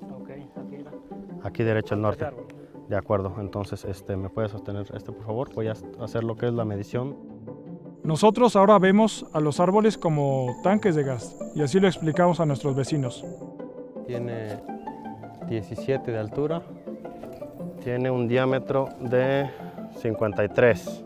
Si cortan el bosque y ponen un cerillo, todo ese gas que está acumulado en la madera se va a la atmósfera y por eso está subiendo la temperatura del planeta. Áreas como estas que están a mi espalda en algún momento fueron potreros. Había muy pocos árboles que los mantenían en pie. El resto básicamente eran pastizales para el ganado. En el caso de Sierra Gorda y mucho del México rural, es gente que viene a las comunidades rurales, los propietarios de bosques y selvas. La mayor amenaza, los incendios forestales, exacerbados por las condiciones del cambio climático. El 99% de los incendios que se presentan en la Sierra Gorda son incendios provocados para dar paso a la agricultura, para dar paso a la ganadería. Por eso es que como parte del proyecto integramos una brigada de 10 combatientes forestales para poder atender algunos ilícitos de incendio que se presentan año con año.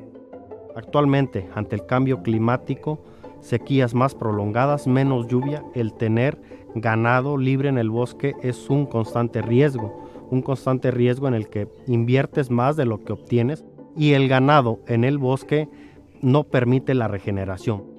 ¿Cómo poder generar incentivos económicos a los dueños de los bosques y que les sea redituable, que a ellos les sea más benéfico dejar su bosque a conservación y simplemente dedicarse a vigilar su predio?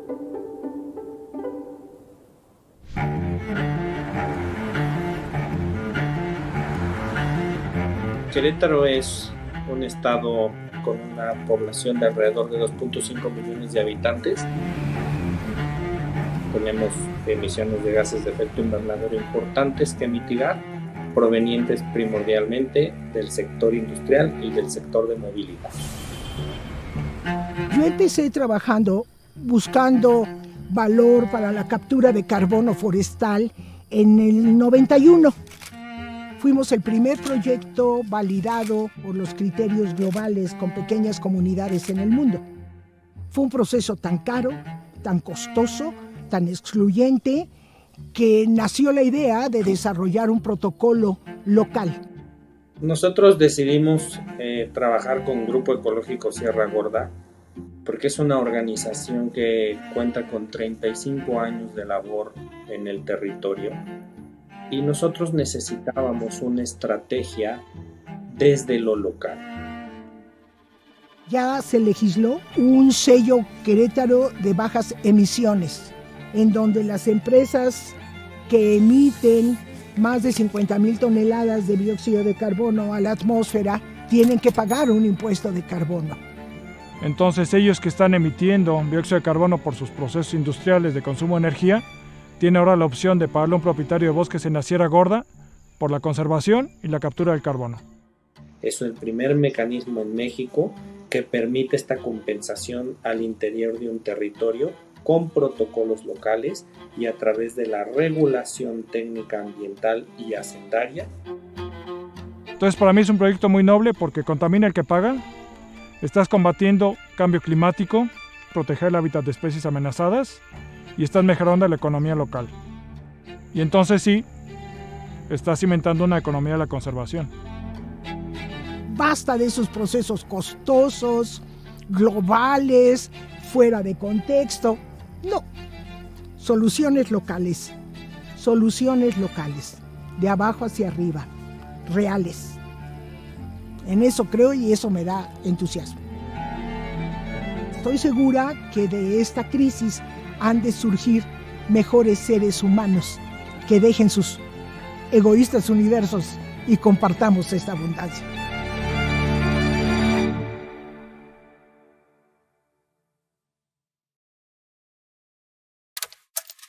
Un saludo a todos los hermanos y hermanas, pueblos indígenas y comunidades locales del mundo, así también a toda la sociedad, a niños, mujeres, hombres, académicos, científicos, gobernantes del mundo.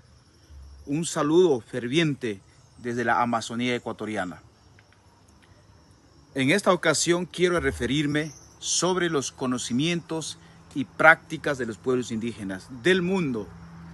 Los últimos remanentes de bosques, de territorios, de agua dulce en el mundo se puede ver en los territorios de comunidades indígenas, en la Amazonía, en Mesoamérica, en Indonesia, en África. Pero cabe señalar que esta existencia de los recursos de los bosques es por los conocimientos y las prácticas de los pueblos indígenas y de las comunidades locales. No es por las políticas públicas de los gobiernos, de los gobernantes, más bien es por la lucha histórica, por la resistencia de los pueblos indígenas para preservar estos territorios. Y en estos territorios existe biodiversidad y esos territorios contienen bosques y ayudan a combatir el cambio climático. Por lo tanto, estas ciencias, los conocimientos tienen que ser respetados, valorados y reconocidos por los científicos, por los gobernantes y toda la humanidad entera. y garantizar esos territorios, esos conocimientos para que sean el apoyo principal para el combate del cambio climático global y la preservación de la biodiversidad. If not us, then who?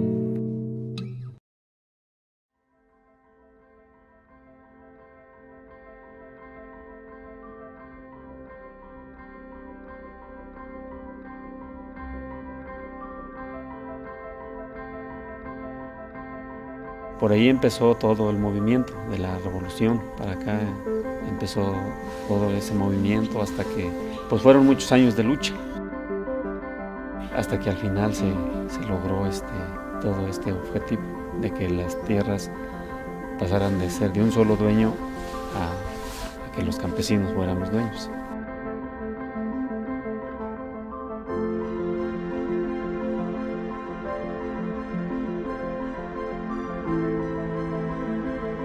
Eso es lo que le llamamos ejido, es un grupo de campesinos que obtuvimos las tierras y trabajamos de manera común. Pues todos le echamos ganas para que el bosque crezca y se cuide, y hemos visto que ha funcionado muy bien.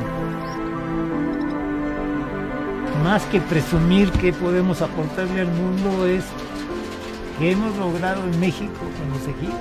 Y estamos logrando conservar los recursos que antes se perdían. Plantando la planta, se mete con cuidado para que la raíz no se doble, para que los bosques tengan, o sea, que les puedan meter más plantas chiquitas, para que tengamos más oxígeno.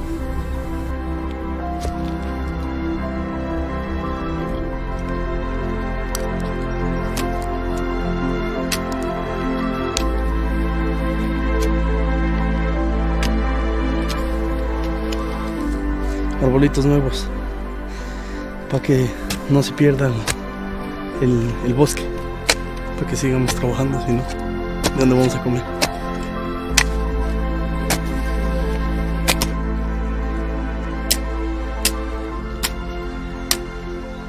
El bosque pues significa mucho, pues la fuente de trabajo igual para nosotros, para muchas personas.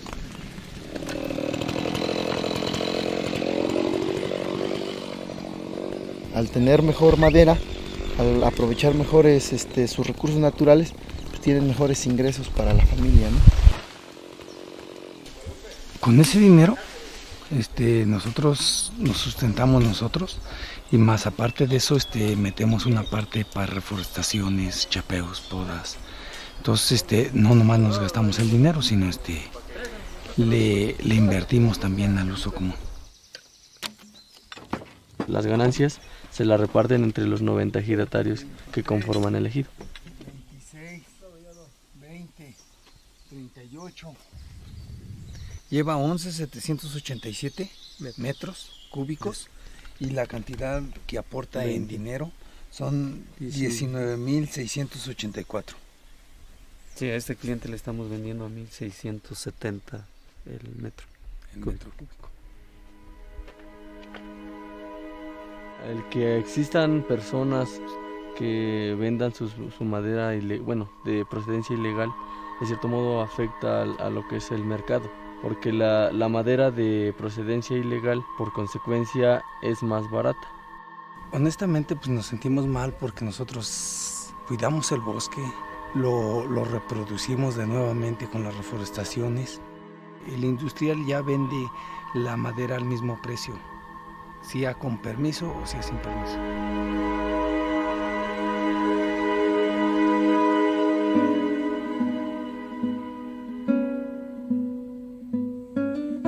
O sea, ya mucha gente emigra por cuestión del trabajo. Entonces, ya habiendo empleo aquí, pues nuestra idea es de que ya nuestros nietos, en mi caso ya será, porque ya mis hijos ya están grandecitos, ¿verdad?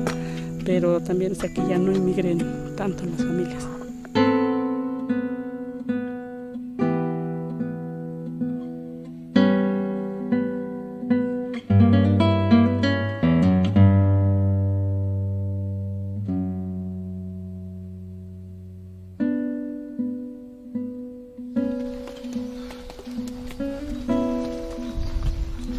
nosotros sospechamos que hay talán ilegal, nosotros acudimos a comunicarnos todos juntos para que nos podamos enfrentar hacia el hecho.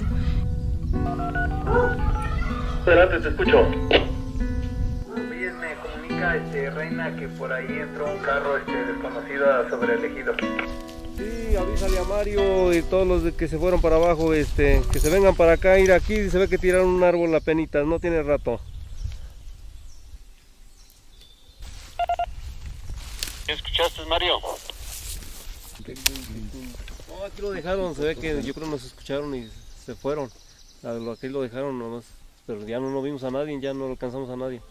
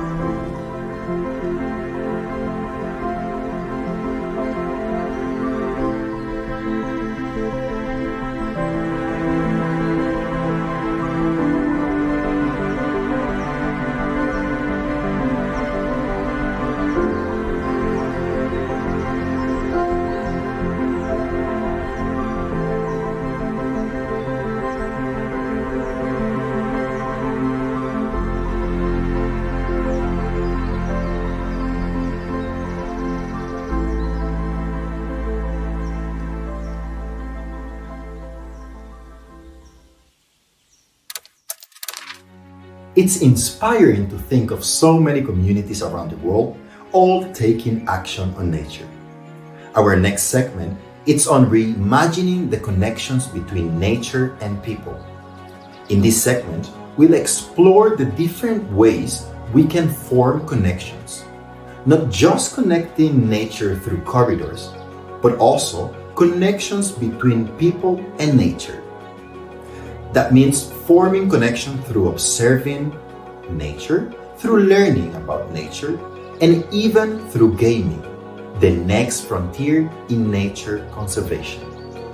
Let's learn more about ways to connect nature and people.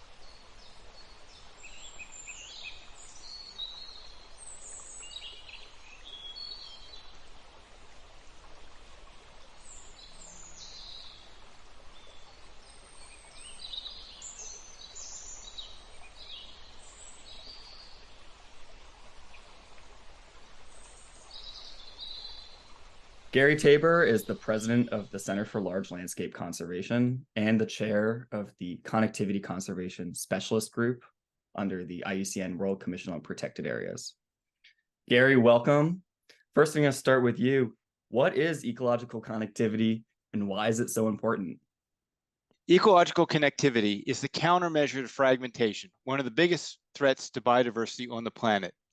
It allows for species to move and natural processes to flow. If protected areas and national parks are the organs of nature, you can think of connectivity as its circulatory system. In a time of the loss of biodiversity and climate change, connectivity provides the conditions for nature to adapt. And in many ways, when you connect nature, you're connecting people across geographies and cultures.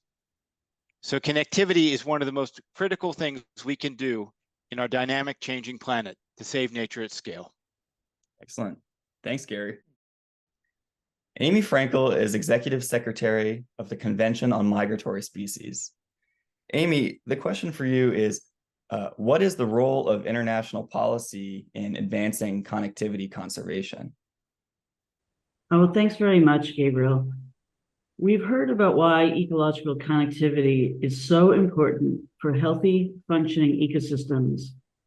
For migratory species that CMS works on, it is absolutely vital that the network of specialized habitats they rely on are conserved and that they can access those sites. But unfortunately, ecological connectivity has not been effectively addressed in conservation efforts around the world. That's why it's so important that this has become such a key priority in the global biodiversity framework and in other international and national policies. In 2019, the IFAS Global Assessment found that implementation of the connectivity mandate under the old framework of the CBD, the Aichi targets, actually resulted in little or no progress. And they recommended, in fact, that connectivity play a much greater role in this new plan that has been adopted up through 2030. Now, the good news is this, though it was not a new topic, it seems that connectivity has kind of come at the right time. And for many countries, it's such an important concept because we realize it's not only about protecting area, it has to be what area, what are we protecting? Why is this a high value opportunity? If we look at what are the areas most important to species, also helpful for climate change, for restoration efforts, it makes sense. You know, it makes sense that we don't have little islands of green areas, and that's the solution for nature, because it doesn't work. We really need to look at the policy differently and think about how nature works, how migratory species work, and they, you know, move from place to place and need, you know, uninterrupted functioning ecosystems in order to survive. So the good news is it is now extremely well reflected in the new Kunming-Montreal Global Biodiversity Framework.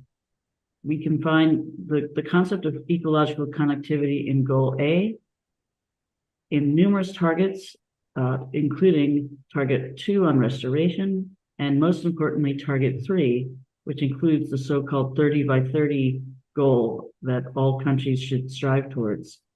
It's also implicit in Target 1, which is about spatial planning. And interestingly, it was included in Target 12, which is about urban areas and why it's so important that we think about nature and how there's connectivity even in the urban context. Now, connectivity, it's not limited to biodiversity. We see a great deal of interest in this concept for climate change as well. And that also makes perfect sense because if you have healthy functioning ecosystems, it also will help address climate mitigation and climate adaptation. It's been further recognized as kind of a snowball effect, if you will, because the UN General Assembly in its resolution 75/271 adopted language that talks about the need to work across borders. So it's clearly caught on. The step we have to get to now is really, and most importantly, at the national level. And at this moment, countries are updating their national biodiversity strategies and action plans that will implement the Global Biodiversity Framework. And it's absolutely vital that those updated plans strongly and effectively reflect ecological connectivity. NBSAPs, as they're called, are not the only tool. Countries are using tools such as spatial planning, trying to figure out where do we put investment in infrastructure, where do we put highways, where do we put new energy, renewable energy, mapping that in a way that both allows development but also protects nature is the key. And that's what ecological connectivity can showcase and help us achieve, a dual goals of development and biodiversity conservation.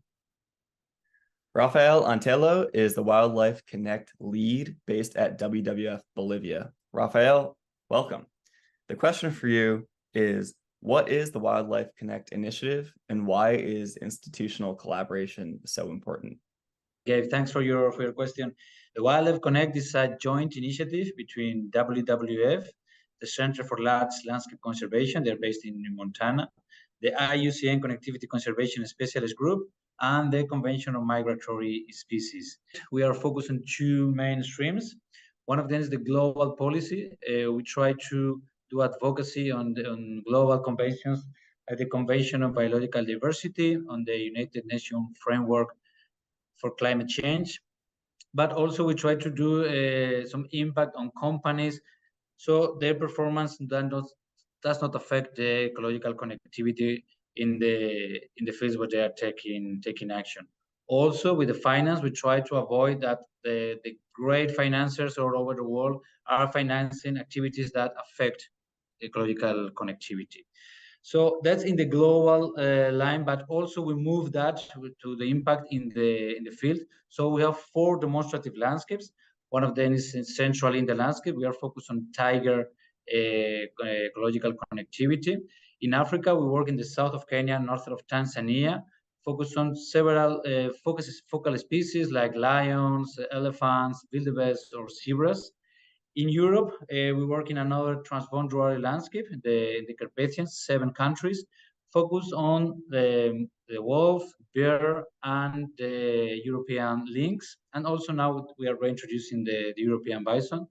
And here in South America, where I am based, we work in another transboundary landscape called PACHA. It's an acronym for Pantanal and Chaco.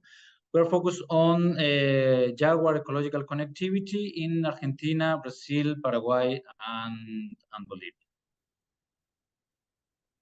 Great, thank you. And could you elaborate on why institutional collaboration is so important for this initiative? Sure, yeah, as Gary was mentioned before, the ecological connectivity is the new comeback of this century, and it's a huge task that no one organization can do alone. So when we are together, we are stronger, and we are joining different capacities of the organizations. For example, the Center for Landscape Conservation, they're very good in the technical issue, identifying corridors, measuring connectivity. The IUCN englobes this big group of experts around the world, which they all can support, they all support the initiative. In the CMS, they have a big impact on policies. Now they are part of an official institution like the United Nations. And we in WWF, I think we are good doing the fundraising, and we have presence in many countries in the world, so we can have impacts in different places.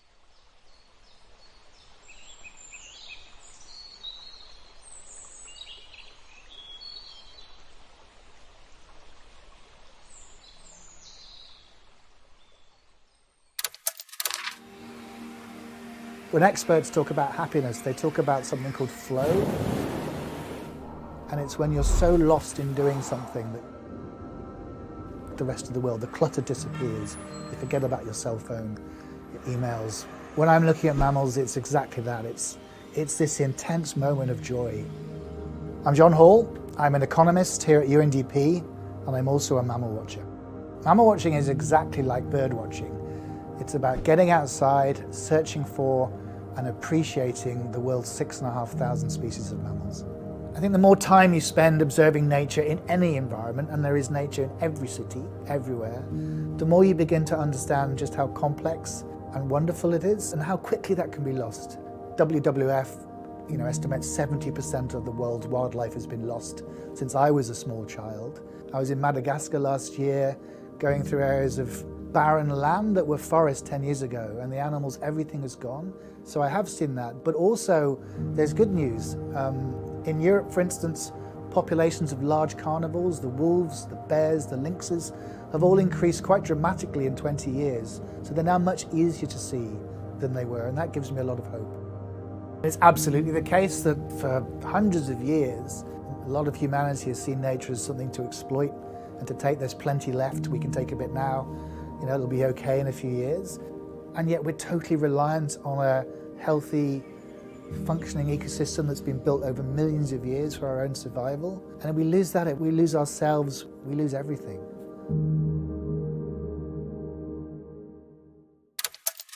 Hi, my name is Adam Met, and I wear a lot of different hats. I've been working with the UN Development Program for a while as a sustainable development advocate. I'm a professor at Columbia University. I did my PhD in sustainable development and human rights law, and I'm also a musician. I spend a lot of time on the road. I tour all around the world, playing in venues from a few thousand people to tens of thousands of people, from the US to Europe to Asia. And there is so much that I've learned about while on the road and while making music, how I can apply those lessons to all of the work I do in sustainability. On the other side, I'm also the executive director of a nonprofit called Planetary Reimagined. And what we do is we take really creative, outside-the-box research by bringing in fellows from around the world to develop this research and turn it into creative advocacy.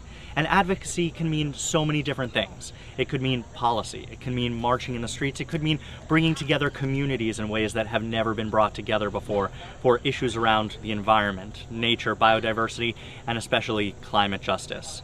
And I want to tell you about one of the projects that we're working on, because it's so exciting to be able to bridge all of these different areas that I work in. So at Planet Reimagined, we brought together two fellows, two educators. One has a PhD in linguistics, and one has multiple master's degrees and have been focusing on international relations. And what they did is they developed a study to understand how concert goers, people who attend sports events, people who go to the circus, places like Comic-Con, can be activated to do more for nature and more for climate. There's something really special about being at places like a concert where you're surrounded by so many like-minded people who are caring about the same thing and are there all for that same thing, to see an artist on the stage or to see an athlete practicing their craft. Now, if you can galvanize all of the energy of those thousands and thousands of people, then there's real potential to make difference. And by doing this study, we've measured every single step of how to make that difference. We asked questions about when people want to participate in activism, how people want to participate in activism, what it takes to get their friends, their family engaged in activism. And this is not just taking small actions in your individual life. This is not about switching to a paper straw from a plastic straw or using a reusable water bottle. This is really about taking large-scale, concrete action for systemic change. It's about volunteering for local nonprofits and volunteering in your community. It's about registering to vote yourself, but also getting your friends and family to register to vote. It's about looking at your community, especially the nature in your community, and figuring out how to protect it. So through this massive study, we understand that 70% of people who go to concerts actually do care about the climate and do care about the environment, which is higher than the average, at least in the United States. And that's something that's really important to understand, that when people are in these settings, they care more about the world around them, so they're more likely to actually take action. Now, over the next year, we are taking this incredible study and all of this data and turning it into something really actionable.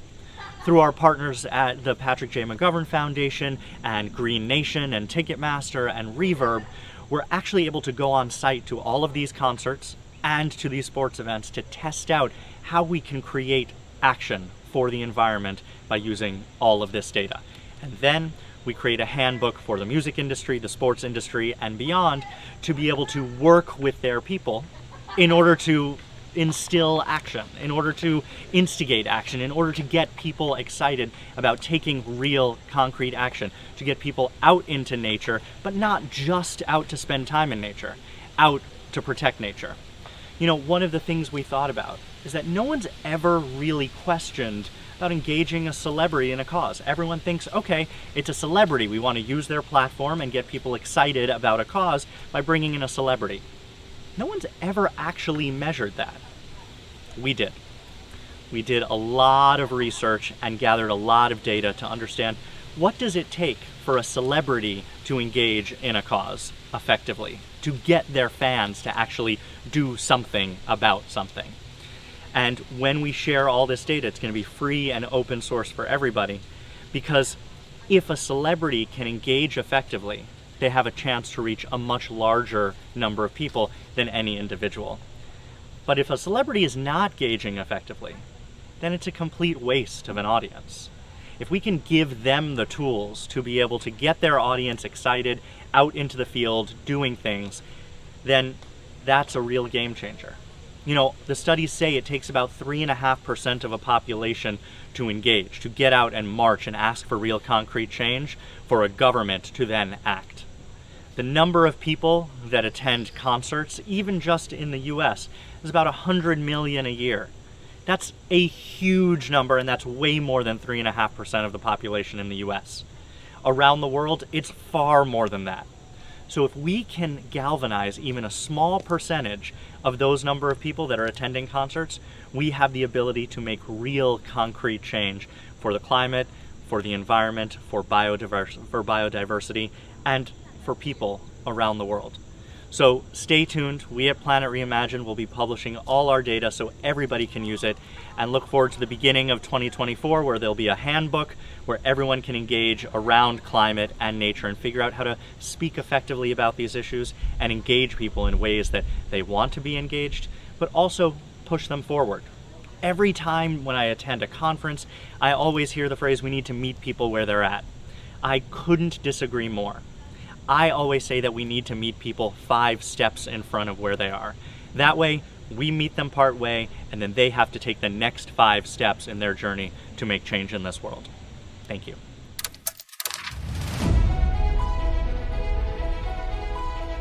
A nature-positive university is a university that leaves nature in a better state, and this includes everything that a university does, from the teaching and research on campus to the supply chains that keep it running. The time to act is now. Climate change is advancing rapidly, and nature conservation is essential to confront these effects. Universities are the primary source of knowledge for society, being the most respected entities regarding culture, science, and learning. Students must learn about how to apply nature-based solutions to increase well-being. The United Nations General Assembly has declared the years 2021 to 2030 as the UN Decade on Ecosystem Restoration. Action can be taken at all parts of the university ecosystem. That includes students and staff and academics. We are so proud to be one of nature's positive universities in the world. To encourage students here on the need of a greener environment for learning, we hope to connect and work with other nature-positive universities around us. Blühender Campus, or Campus in Bloom, was founded by staff and students with the aim to radically transform our relationship with nature. This is most visible on these previously sterile species poor lawns that have now been transformed into flowering biodiverse meadows, challenging our views on what green spaces should look like in urban landscapes. By stepping back and taking a look at the impact of all the university's operations, you might find that food has a really high biodiversity and carbon impact. It's been really great to work with catering staff and chefs to better understand how they operate, thinking about how they can make their food sustainable. I'm a final year student of Forestry and Wildlife Management at the University of Haripur, Pakistan. They have conducted various events on climate restoration and offering admission in various environment-related programs. So we currently have 300 universities signed up but there are 20,000 universities in the world. The possibility of interactions with exchange of students' experiences and knowledge will speed up the action against climate change. Thus, it is crucial and urgent that all universities join to the network as quickly as possible.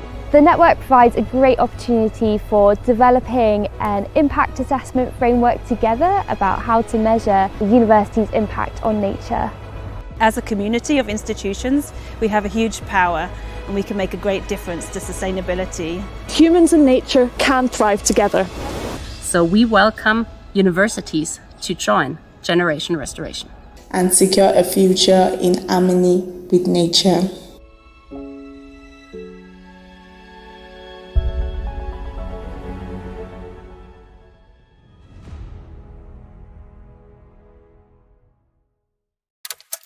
We are in a very important decade. It is a critical time to stand up for nature.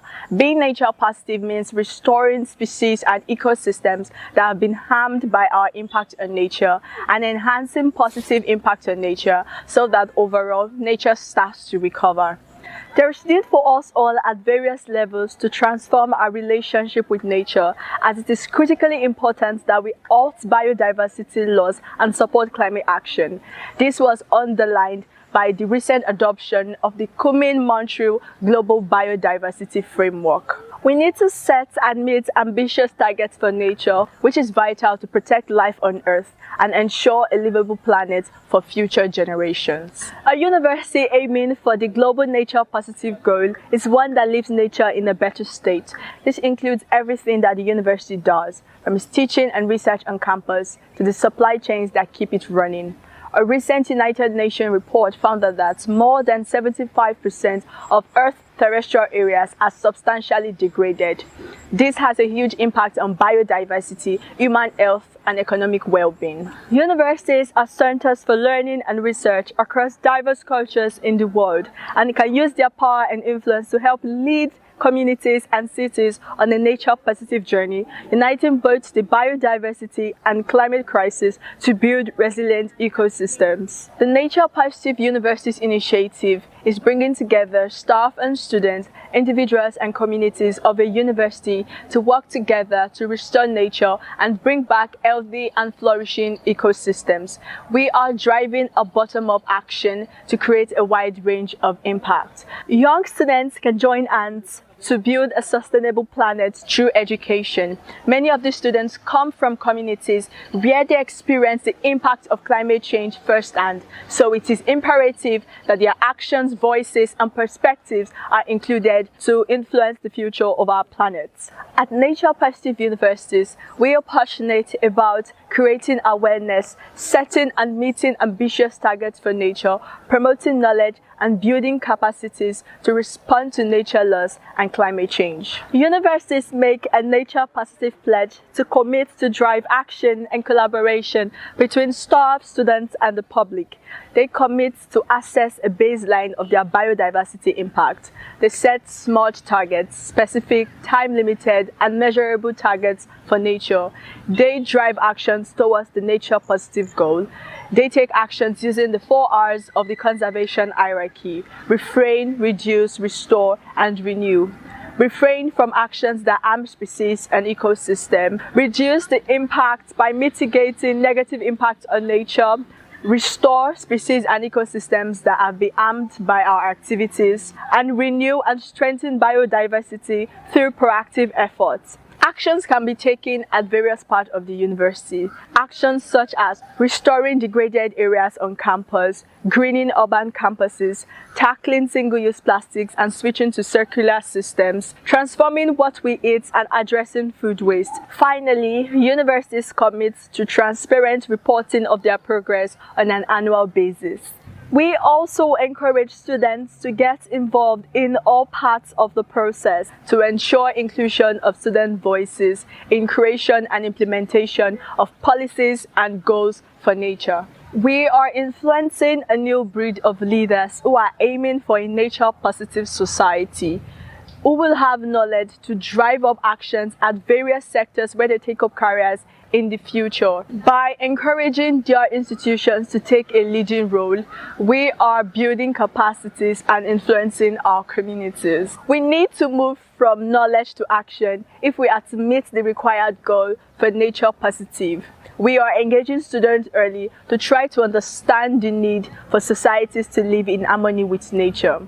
Education encourages people to change their attitudes and behaviors. It is a catalyst for action and can help us all make informed decisions. We need to move from learning about climate change science and nature laws in classrooms to taking the required steps to scale up action. We want universities to function as action-driven centers towards a nature-positive future by equipping staff and young students with the necessary tools to prepare short-term and long-term solutions for climate change. We can no longer wait.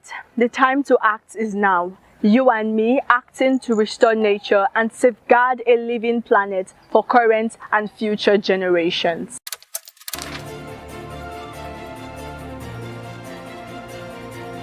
WSL One Ocean is a global initiative aimed at inspiring the surf community to protect and conserve our one ocean to preserve the future of surfing. This is our community, this is where we live, this is where I've grown up, and it means a lot for them to be here supporting this and bringing everyone around here back to what it means to be connected to the land. If everyone does their bit, our dunes and our coastline will be in a way better shape. It's about the future generations, the generations to come, that's really going to make the change. Watching what World Surf League One Ocean is doing around the world, supporting grassroots, natural climate solutions, coral regeneration. It's really important that this place stays as beautiful as it can be for generations to come. Estamos muy contentos con esta alianza. Obviamente la WSL también nos ha estado apoyando en esto. No solo colocar estas riobardas aquí en Punta Chilama, donde está nuestra querida ola de oro. Si no cuidamos nuestra ola, ya no vamos a tener más surf. By protecting nature, we are ensuring water provision, food, and a stable climate. There's more than 30 million surfers globally, so we understand that they're really ambassadors for protecting ocean. A lot of these kids come from a stone's throw away from the ocean, yet they have no access to it. And we're trying to create a love and connection with the ocean. The WSL grant will really help to provide funds to get a compost machine to reduce food waste around the North Shore. Today we replanted some coral that these guys at Coral Gardens have been growing or cultivating out here. They are home to fishes that we usually eat. So coral restoration is here to help this ecosystem to bounce back. We're really grateful to WSL for providing a donation to North Shore Community Land Trust. And ultimately we hope to grow food to feed our local community here on the North Shore. We call ourselves ocean people when we talk about who we are as a Hashiman people. If you love the ocean, you're going to take care of it. And to us, that's really important because it's a vital part of who we are as human beings.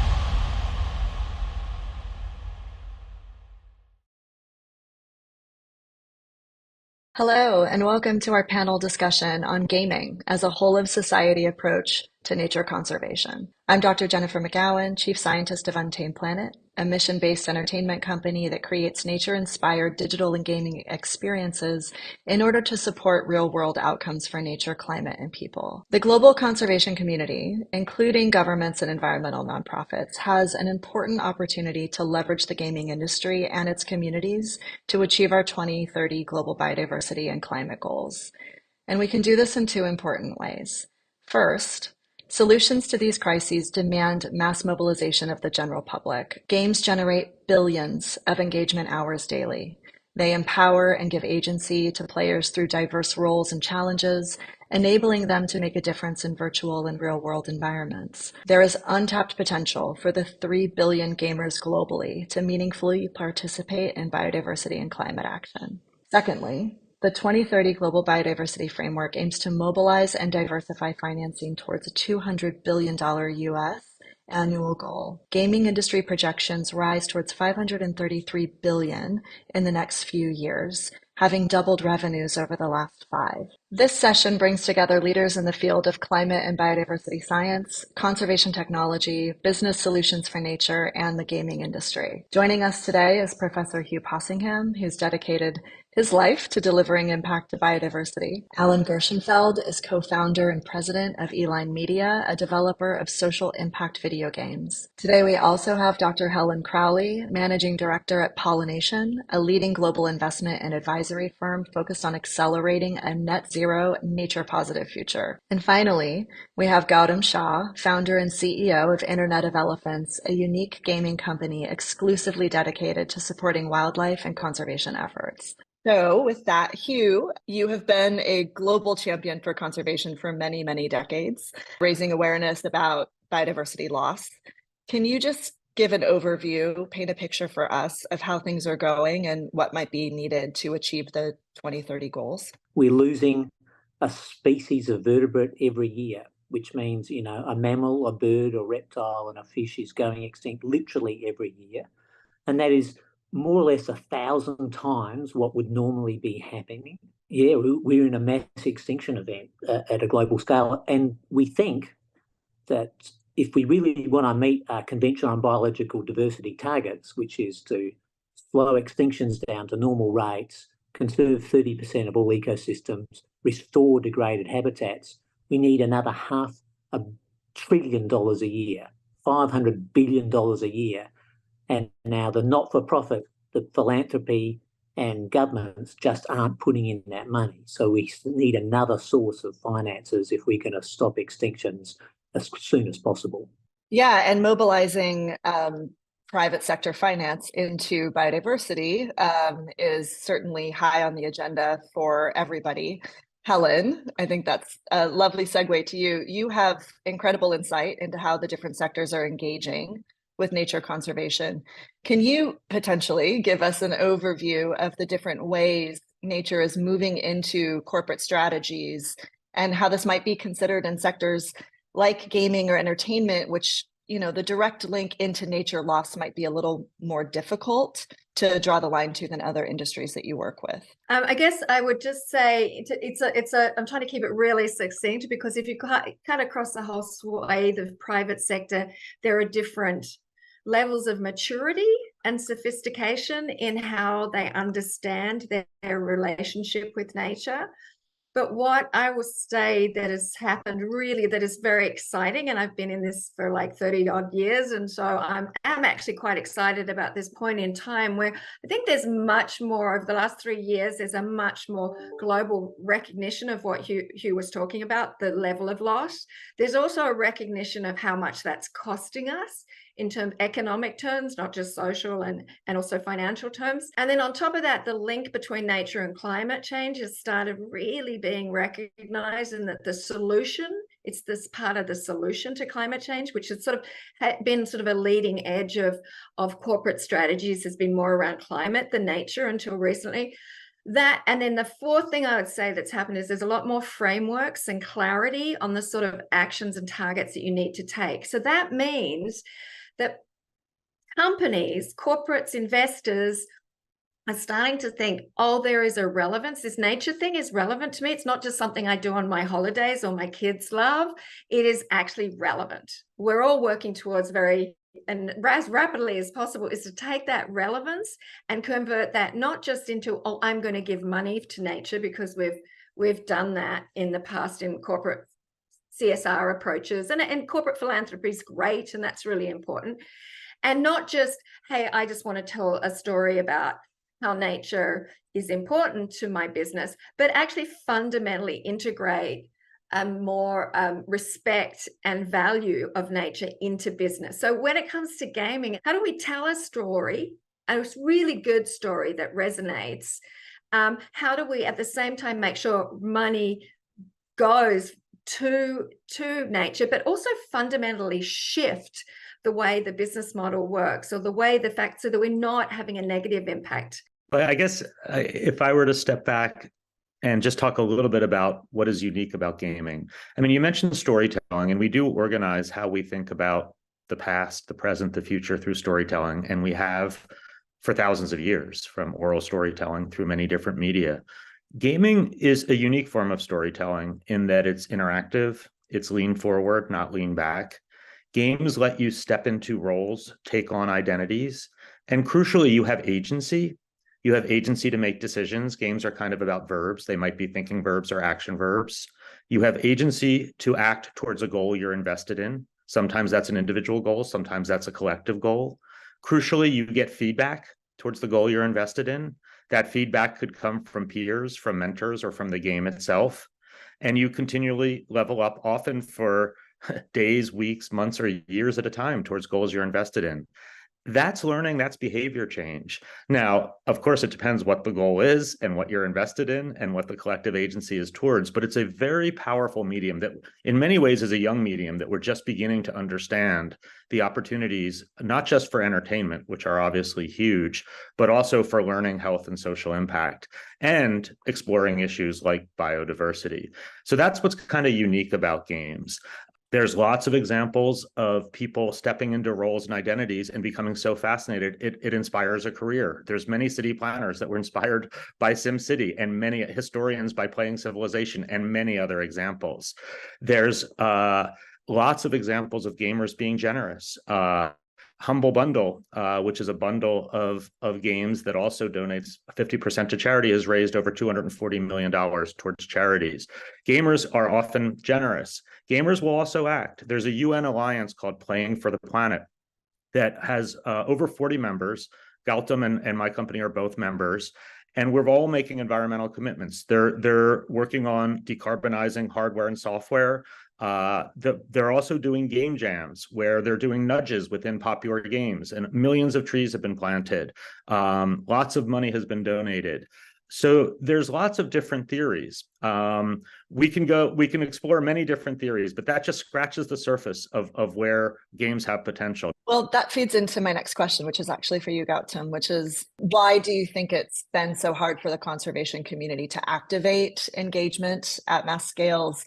And I've heard you mention, that behavior change and advocacy is a much bigger part of the impact framework than is currently recognized.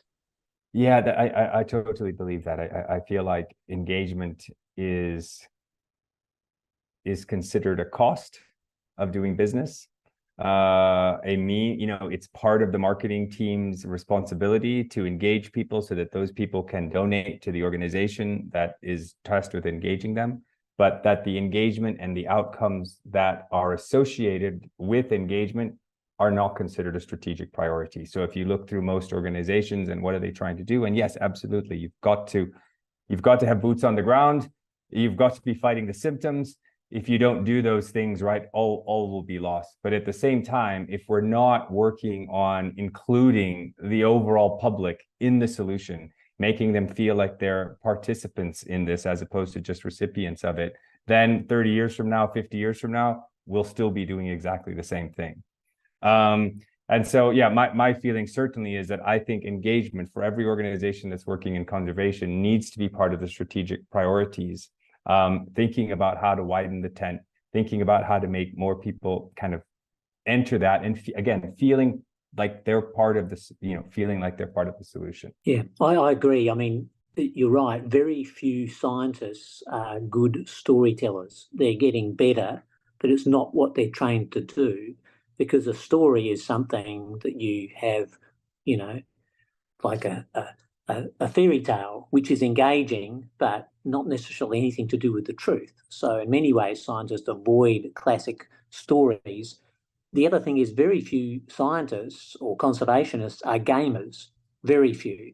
If there's 3 billion gamers in the world and there's maybe, a few 100 million people who care about conservation, they don't overlap very much. I'm one of the few people I know. If I talk about the fact that I play games 20 hours a week, if not 30 hours a week, my science colleagues are appalled. Firstly, they don't believe it. They think it's a joke. Secondly, they're appalled that I would waste 20 or 30 hours of my week playing games. So they don't empathise with games particularly at all as a pastime. There's literally 5% of scientists and conservationists would ever admit to playing any form of computer game. So the two worlds don't meet very often. And I think, yes, conservationists could learn a lot about storytelling and making things interesting. In many ways, so much of conservation is portrayed as a duty or a chore. Well, who wants to do that? Who wants to do that? We are investing a lot. We, the collective conservation community, is investing lots and lots of money into engagement, storytelling in their way, but it's not, in my view, it's not engaging enough. Maybe there's still a misconnection with really prioritizing engagement. Our model at Eline is what we call inclusive development. We're actually best known for a game that we did with an Alaska Native tribal organization where they approached us wanting to do an impact investment. They had their culture has been terribly misrepresented in popular media. And they didn't want us to make a game about the culture. They wanted us to make a game inclusively with the culture. So that speaks to, I think, Gautam's point that the conservationists and the scientists can be scientists, but they have to have a passion for the media. And this was a 2-year project that's gone into a 10-year partnership. So it's not like game makers need to become scientists or scientists need to become game makers, but they need to partner in effective ways and recognize the folks that can create media that can reach hundreds of millions of people. That's a craft. But I want to step back a bit and talk about collective action. One of the things that games do that often people don't fully understand, and it's a real art of game design, is you have agency, but crucially, when you act, you get feedback. And you get feedback that your agency made a difference. And that's what's often missing. There's a whole generation that wants to act. The UN Playing for the Planet did a survey. 81% of gamers would love to see more sustainability themes in games if it's organic to the gameplay content. But often people will act, they'll plant a tree, they'll do a donation, but they don't get feedback that it's making a difference. It seems to go into a black hole. So the idea that I have agency and I act and I get feedback is powerful. Now, when it's collective action feedback, that's even more powerful. There's really interesting social science research, mostly around political revolutions, that if 3.5% of a population shows up in the streets, there's a remarkable success rate. That speaks to the power of collective action. When you think that games like Minecraft and Roblox reach almost 500 million people, the potential for collective action for the generation is huge. But there's going to be the largest wealth transfer in history from millennials from baby boomers to millennials and Gen Z. I mean, there's going to be trillions of dollars of wealth transfer. And this is very broad generalization, but I think broadly true that many millennial and Gen Zs have heard the messages and are worried about the future, but they're not clear how to act upon that. So, and I think, Gautam, you mentioned this, what they purchase, how they bank, how they invest, is going to have a huge impact on finances in the world. So when you think about impact investing or impact banking or, enlightened purchasing, those are powerful concepts that can move billions, potentially trillions of dollars. At the point where it's clear that this is all just intended to get me to do something, again, that's not participatory.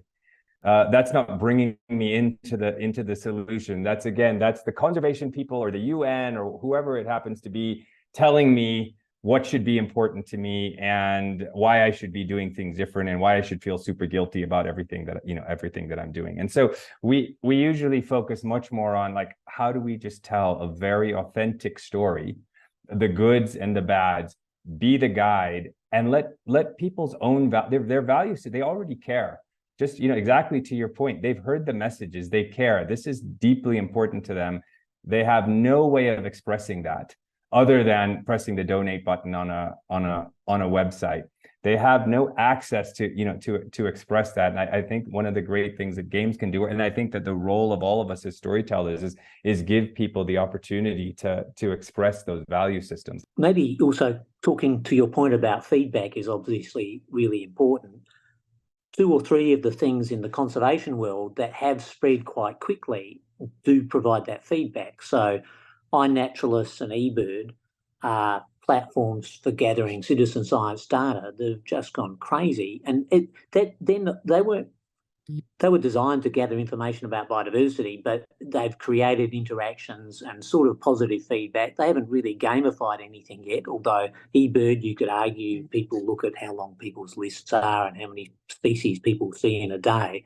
So in some sense, from the other end, not a gaming end, but just let's collect more data, the successful ones are the ones that do certainly provide positive feedbacks. Those citizen science projects where you just entered stuff and you could never see where it went and what it did were fairly useless. So I think there's some intermediate ground in here coming from both sides. I think in our last 5 minutes, we have just an opportunity for maybe a round robin perspective, but curious, we can either talk about maybe some of the bottlenecks or obstacles, or we can talk about concrete next steps, perspectives that you all have on how to, I guess, advance this journey. Be curious what you feel like you'd like to talk about in the last kind of wrap up. Maybe slightly left field perspective, and it comes from the fact that World of Warcraft, for example, at one point, you could get World of Warcraft gold, and that must have been one of the biggest games in its time. I assume it's now still very big, and you could sell it to people for money. So they created a currency that some people would spend getting and selling and making money. So effectively, and that's not unlike Bitcoin, is it? Or any other rare thing. It's not unlike any gold. Gold is a meaningless thing. The metal gold is a meaningless thing. It's just rare. So I sort of see, in some sense, there must be an opportunity to create some rare thing in games that then can translate into conservation good, can be traded for conservation good. For example, there's cassowary credits now you can buy in North Queensland. And what is a cassowary credit? It's you buy some habitat for the cassowary, which is an amazing, iconic keystone species. So is it working? It's not. Australia has as many biodiversity credits systems as anywhere in the world, and none of them actually have taken off. So there's something missing. There's something missing. It's probably fun and reward systems, but that's that. So some form of gamification of the biodiversity credit market would be great. I think there's an enormous opportunity. All the talk of biodiversity credits, and I'll admit, I don't know much about biodiversity credits. It's on my to-do list to get a lot more educated on it. But every time anybody talks to me about biodiversity credits, I'm thinking about, okay, how is that accessible to everybody? I've never heard of biodiversity credits, but I'm fascinated. So I'm going to abstract that out with a point that we haven't made that I've been thinking a lot about, which is nearly every major future-facing video game, and we're talking about games that do reach hundreds of millions or certainly billions and billions of lean-forward hours, are dystopian right now. We have to imagine the futures. We have to have collective imaginations for the futures we want to build if we're going to build them. And if they're all dystopian, that's a serious problem. So if you take something like biodiversity credits or any hundreds of other amazing things that are happening or could happen, if they can be contextualized in evocative, aspirational, but achievable futures across multiple media formats, but especially games, then people have a collective vision, and you can then go back and build the stable steps, like I said, for those futures to be urged into existence. And there are many inventions that came about because of novels in history, because of TV shows, because of movies. So I think something like biodiversity credits, which is a fairly complex concept, could be made fascinating if it's contextualized in a world that people are invested in. So I think that is a huge opportunity that nobody is really pursuing right now. Thank you all for joining us today. This was really insightful conversation, and thank you everyone for watching.